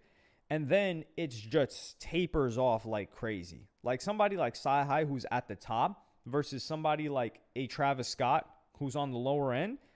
The difference in skill is so wide, but the amount of reward that Sci-Hi gets is almost nothing for being that good. Honestly, it's like far less than Travis Scott. Like being able to make songs is really the highest leverage skill. Also, being able to know how to put people together that make songs, that make great songs, is really the highest thing. And that's where you get like a DJ Khaled or any other executive producer, including Travis Scott. And then somebody says the best we got is Kodak, to where I'm thumbing up any pro Kodak propaganda when it comes to his music. This guy's music is incredible. It's been incredible for 10 plus years. And I love Kodak Black's music. He says, now this is the best response I've heard so far. This is the difference though. Kodak Black doesn't fall in that gray area. Kodak Black is a street rapper. Like we've seen him do. This guy's been in and out of jail more times than we can count. He got saved by Trump, his lawyer's really tight with Trump, and he got him pardoned. So Kodak is not just somebody that was around the streets and watching what was going on. No, he was very active in it. And Kodak Black is not, I don't think he fits the bill of a lyricist like he's talking about Boldy James and these other guys. He certainly doesn't. However, he does have great songwriting, great emotions, and things like that. So we're on the same page there. But there you go. If Kodak Black is a very mainstream rapper. So what is Sci-Hi complaining about? He wants more of that? We kind of got that already. And somebody says, what changed it and when did it change to you? I think it's just marketing and how music is consumed now. Yeah, they've just made it democratized. We actually get to see what people genuinely like now. Back then, it was kind of hidden. Or people didn't know. And it was just, hey, throw this on the people. And people just consumed it. They didn't have an option for anything else because there wasn't a way to discover it. I think it's just marketing and how music is consumed now. Aesthetics make the story not matter. And that's how and why the essence is fading. I don't think that's the case. I think story still matters for people that have longevity. I agree with you for the most part, but some of my favorite street rappers went to college too. He says, I like my favorite artists to have some hands-on experience, but also have some education.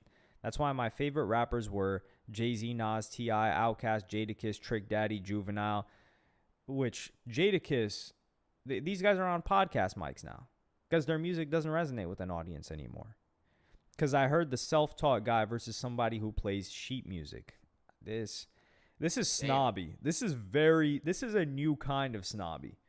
And what's funny is that he's talking about these guys. Meanwhile, Sci-Hi the Prince is trying to do Twitch streams now. We like hip-hop, nigga. So, what are we doing here? Niggas ain't watching the Tea Room. He says, I hate when criminalized rap. Like, them people back then weren't actors, too. He says, they weren't actors. They just wasn't the most active. There's a difference. I mean, jeez. Like, this is talking to a wall. This is an old head mentality right here. And it's not going to change, and he's not going to open his mind. But it does create good conversation. He says, you say this while a lot of rappers no longer show creativity. I disagree with this. No longer use storytelling and just follow the crowd because it's what's the latest thing selling. Stand on what you state or state nothing at all. Fact. He says, it's not selling anymore. That's why I'm saying it. So who is he going to be upset at? Because before he blamed labels and people choosing A&Rs and stuff like that, and he wanted them back, which they are still here. They're just siding based on data and what's most likely to succeed. And then he's saying that it's not selling anymore, and that's why he's saying it. So we're just following what people want.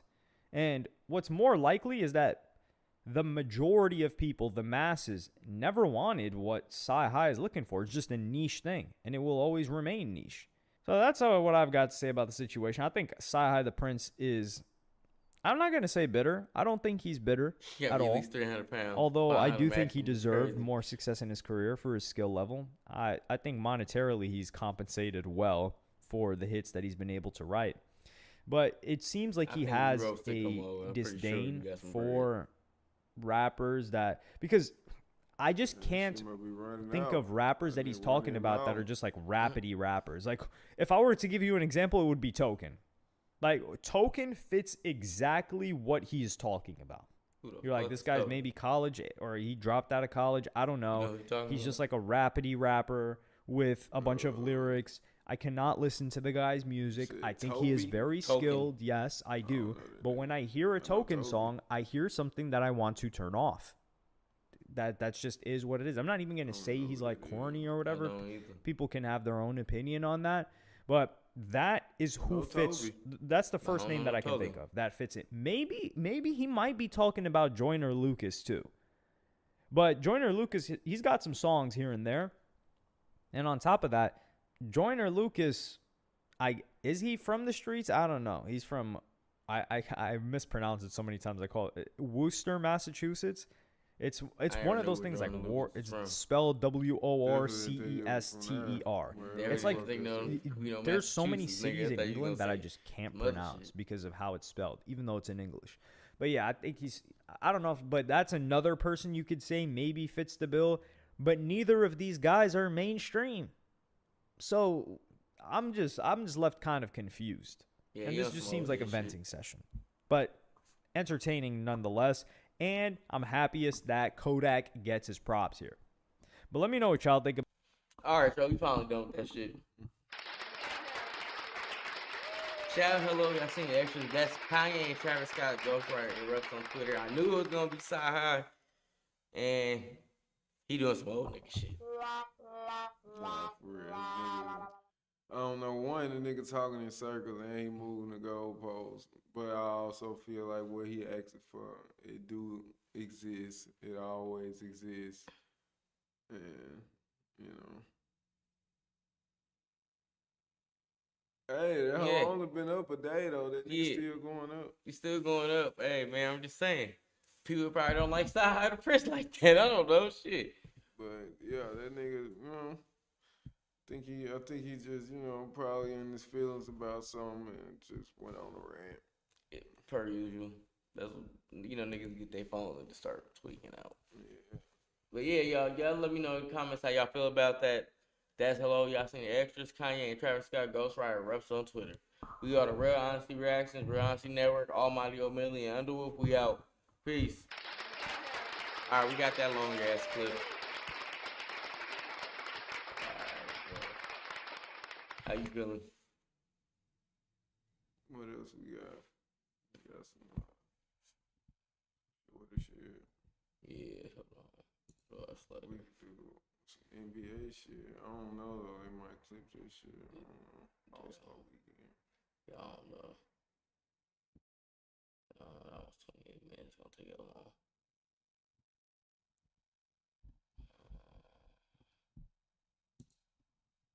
You think they'll clip the dunk contest? I don't know if Flight reacted to it, but I don't know if he did it on live.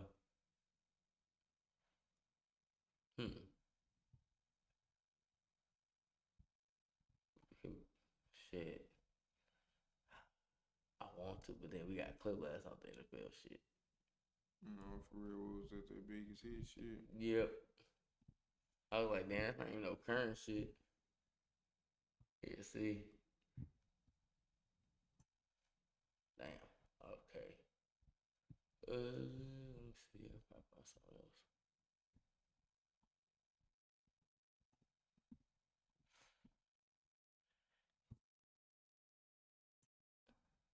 He's so bald. Who the fuck you talking about so bald?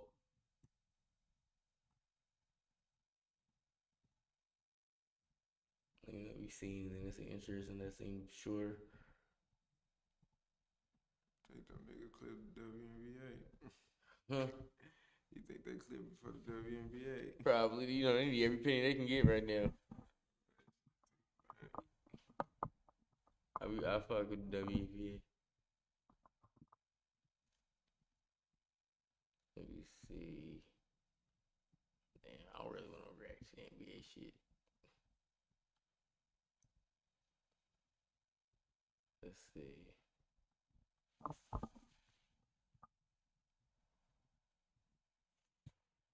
See nothing good about the shit. But the dunk contest wasn't even that good though.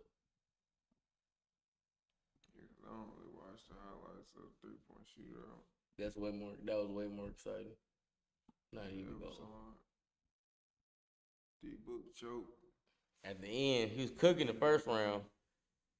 But I mean, he was cooking the second round too. The nigga literally basically had 3 shots to win it. No, he had 1 shot to tie and then another one to win it. But he had 3 shots left. Mm-hmm. And yeah, cause he had 27 and what's the name had 29 with the high.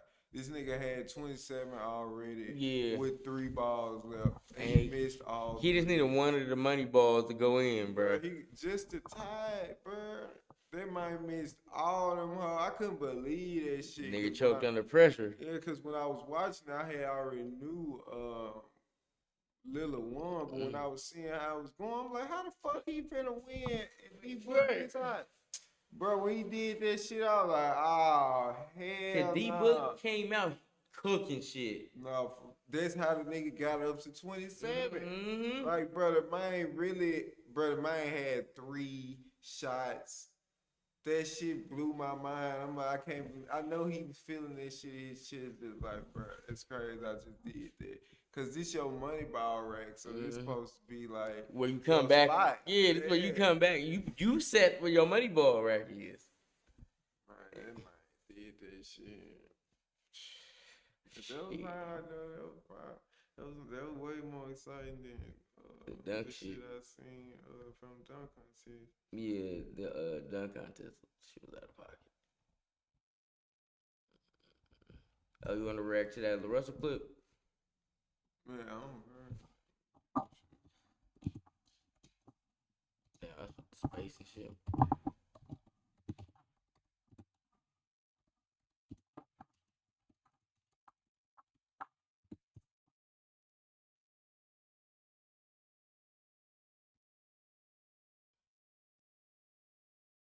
Man, I don't watch her reacting to this shit.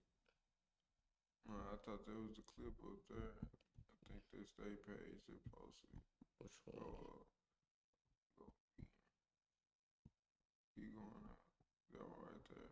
Truth Hurt? That's the name of the podcast. Oh, that's that shit? Okay, yeah.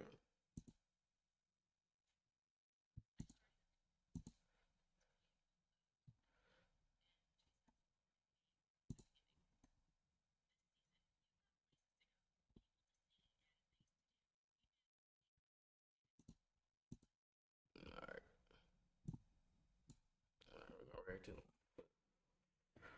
What's good, y'all? It's the Round C Network here, back with another Round C reaction, and I'm Almighty Omilly, and I got Undawolf back in the building with me. We in here about to react to this LaRussell clip. It's called LaRussell on Lil Wayne Genius from the Truth Hurts podcast. This is LaRussell's podcast, right? Nah, this they podcast. I don't know who they is. Oh, okay. But yeah, they did an interview with LaRussell, and he speaks on Lil Wayne. The clip's been going viral about what he said. So if you know what we talking about, let us know how you feel about it. So we're going to react to it in real time and see how we feel and to give our reaction to it. So let's get it. Zoe, shut up. What Zoe say? She talking about me. Man, Zoe, shut the fuck up. What was like the initial introduction to music? Like, I'm going to do this. I want to make music. Like, when did it click for you way before all of that? One of my earliest memories is my sister. My sister used to like write raps, and we had this boombox, and she would like. My dad always burned CDs, so we'd be listening like Knock If You Buck, and we used to just write raps. She'd be like, "Write a rap with me." Right. We'd rap it to my mom and my cousin in the kitchen, and I think from that I just got an affinity for writing, and I used to just always keep a notebook. I would always be writing. I'd be in class writing. Right. Like I couldn't escape it. I just really enjoyed to write at that time, and then I found Lil Wayne, You know, one of the homies put me on Wayne, and it was over. like bars. I used to have a notebook, just bars. Right. I never knew how to write songs then. I just knew how to write punchline. Mm-hmm. Yep, and I just really grew like a love for writing. When I finally was able to write songs about my life, it opened my entire world up because I was like, oh, I've been using it wrong. Right. Like, I was just writing punchline. I didn't know that I could like express myself and share what I'm feeling. That changed everything for me. What was your introduction to Wayne? Man, that's tough. Mine was Back That Ass Up. 9/9. Oh yeah, of course. But that's the so there's two introductions to Wayne. Yeah. There's an introduction to Wayne that's through culture and your parents that you have no merit in. Right. And then there's an introduction when you get to like dive. And mine's I think it was like the Drought 2. I remember specifically and what was the damn song? It was something on the Drought 2. My partner had an iPod. He was like one of the first people I knew with a laptop and an iPod, and he just was like, listen to this. And that was like my reintroduction to like, man, dedication mixtapes, the Droughts. Like I just got immersed. Man, this was pre No Ceilings. Yeah. I mean, the Carter 1 and Carter 2 were amazing. Yep. You know? Yeah. I think that was like my Like Father, Like Son, the Birdman album is kind of amazing. Too, I'm glad we're like positively talking about Lil Wayne because our last guest shat on Lil Wayne so hard. Man, I take Wayne slander personal. Like I love Wayne so much, but I understand how someone could be like, man, this isn't the Wayne that like I remember. Right. You know? No, but he was saying, let me tell you what happened. He was saying that he hated him whole career. I couldn't believe it. Yeah. You know what? I had so to ask him. I said, was it old Wayne or new Wayne? He like all of Wayne. Hilarious. Fuck Wayne. Yeah. There's a lot of things he said. He said a lot. We won't. He said a lot. We won't repeat. Who was it? RX nephew. I don't know. He has his own truth. Yeah. I gotta respect He had a conviction. I had a moment in my journey where I had grew a disdain for Wayne just because I started listening to everything. Like I started maturing as a human, and I'm like, damn. This nigga wasn't talking about nothing for a long time. And I think that's what his argument was. You know, like as someone who like grew up in these communities, right, and grew up with homies who I seen want to be Bloods because they following Wayne and want to be gangster and want to shoot all the gun bar and shit. Right. Like I've seen the negative that he contributed to the community, and I had to look like, man, what are the songs where he really talked about something and gave? And out of 1,000-song catalog, you know, it's minute on this end. It's like Georgia Bush. And that do bother me. Man, Tie My Hands. That's one what of the I was greatest gonna say. records Tie My Hands right? is the only one and I could think of. And that's the thing. It's like if I hug you once, but I slap the shit out you 1,000 times, you know, your affinity for me is going. You're probably gonna remember me for this. And a lot of people don't. You know, as I mature, a lot of my old favorite artists, I'm now like, damn. Yeah. Like, I love you because I learned how to rap to you, but when you look at the contribution, it's like, man. But he was also a kid. Yeah, Wayne was a kid. Yeah. He was like 14, 15 when he came out. Man, a kid. Yeah. Yeah, I interviewed him a couple times, and he basically, I would try to like ask him kind of like a more deep thing, and he would just be like, I don't know shit. You know what I mean? Like, he was honest about it. Like, you know, because think about it, he was dropped out of school at 13 years old. Like, right. You know, you're just like, and he was adopted by gangsters, indoctrinated to a whole adopted system. By the projects. It was like he gave everything he could, and I love Wayne. He gave everything he could, and he contributed so much to the culture. You feel me? Yeah, for sure. But elaborate more on like Good Company. Just like when did you decide like, okay, this is gonna be my brand? I'm gonna. That's the end of the Wayne. Yeah. All right, y'all. That was LaRussell and Wayne. Now, how do you feel from the clip we saw earlier? Now you get to watch the full part about it. Well, I mean, I get what he's saying, just based off of having more context. Like I said with earlier, what they gonna put in the headline versus all the shit he said in the interview. Facts. Is obviously with more context come understanding anyway. So it's not so much of a right or wrong opinion on a man. I don't know no motherfucking Lil Wayne. Yeah, so like, I don't know nigga personally. So I can't sit here and take what he said personal because it is what it is. I just feel like I understand why and what he's saying. Mm-hmm. Now that the whole, like, we seen the whole clip versus just, you know, a motherfucker just reading the words. Right. Yeah, Wayne wasn't talking about shit, or Wayne wasn't talking about nothing. Whatever it is, like however they put it, it's just like, yeah, I get what he's saying because he ain't saying Wayne ain't never made no song of substance. What he said was, out of all the songs he made, majority rules. Yeah, and fact. most of it is, you know, some mumbo jumbo. Yeah, like that say, that mumbo jumbo music. Like, you know, it is what it is. Like, bro, when you drop so much, you know, it be like that. Sometimes you may get a song or two, you may be about nothing. Yeah, like, it sound good though. It is what it is. Like, bro, you know, and I understand his point. Yeah. Simple and plain. Like, I understand what he's saying. Yeah. No, I'm on the same page. I understand what he's saying now. And like, Wayne had his point where some of the, like, Carter 2 had more substance than the mixtapes, but he has way more mixtapes than albums. Exactly. So and then Carter 3 is when he was like mainstream Wayne, so everything went to mainstream music. And he had a little substance. It's like you was on shit about love songs. You have mental office. You have good shit. And it ain't like all the videos is like, oh my god, like why the fuck he dropping? But it's like he has something for everybody, bro. It is what it is. So shut up. Zoe, shut up. We over with that shit. We should try to see that shit. Exactly. You better shut up before I zap your ass. Nigga. Now, if you hear one more, then it's gonna be too late. You ain't gonna be able to comment no more. Put your ass time out like you in the corner. But yeah, y'all, that's the round 3 reactions. LaRussell on Lil Wayne's Genius. So we finally got some clarification on it. But yeah, y'all let us know in the comments how y'all feel about that. This is the round 3 reactions, the round 3 network. I'm Almighty Omilly. This is Undawolf. We out. Peace. Facts. Georgia Bush. Zoe, shut the hell up. Man, literally, she complain about everything. She complain like Sci-Hi the Prince. But literally be in here every night. Bro, we all here, faithfully. You be having fun. Right, you be having fun in this motherfucker, acting like you ain't having no fun talking about finally. Nigga, please. I'm not falling for that, bro. We old heads, bro. We know the game, bro. Bro, we know what you doing. We young niggas want to get on everybody nerves too. Man, like, bro, you having a blast. Shut up. Bro, you having a ball in this motherfucker. Shit, you better watch this unk shit and shut up. No, it's lame, dog. You getting lame. Yeah, whatever. Anyway. You know this shit cool. Shut up, nigga. You getting educated in this motherfucker. Alright, bro. How you feeling? Shit, been on here about 2 hours and 30 minutes almost. Yeah, girl, you know. We out.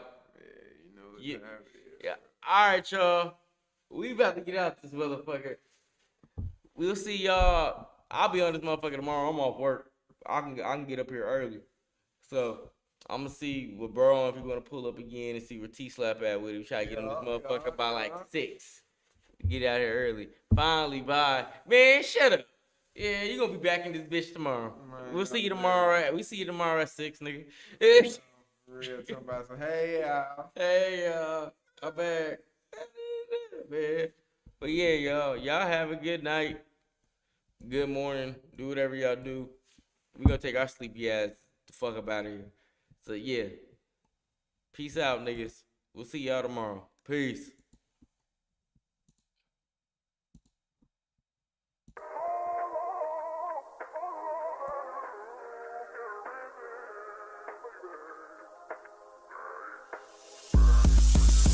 Money make it flip, yes I got a stack now. You know I had to call a play, score a winning touchdown. Can't hear no hating ass nigga in the background. Every time a nigga start hating, wanna act loud. Get the money, make it flip, yes I got a stack now. You know I had to call a play, score a winning touchdown. Can't hear no hating ass nigga in the background. Every time a nigga start hating, wanna act loud. Everybody got something to say in the background. Niggas throw rocks and hide their hands, they ain't tough now. Kobe in the clutch, every time they wanna act fast. Exotic weeds out of packs, only smoking on loud. Go to Vegas, catch a flight, nigga, I put my feet up. Sliding down the strip, nigga, throwing threes and peas up.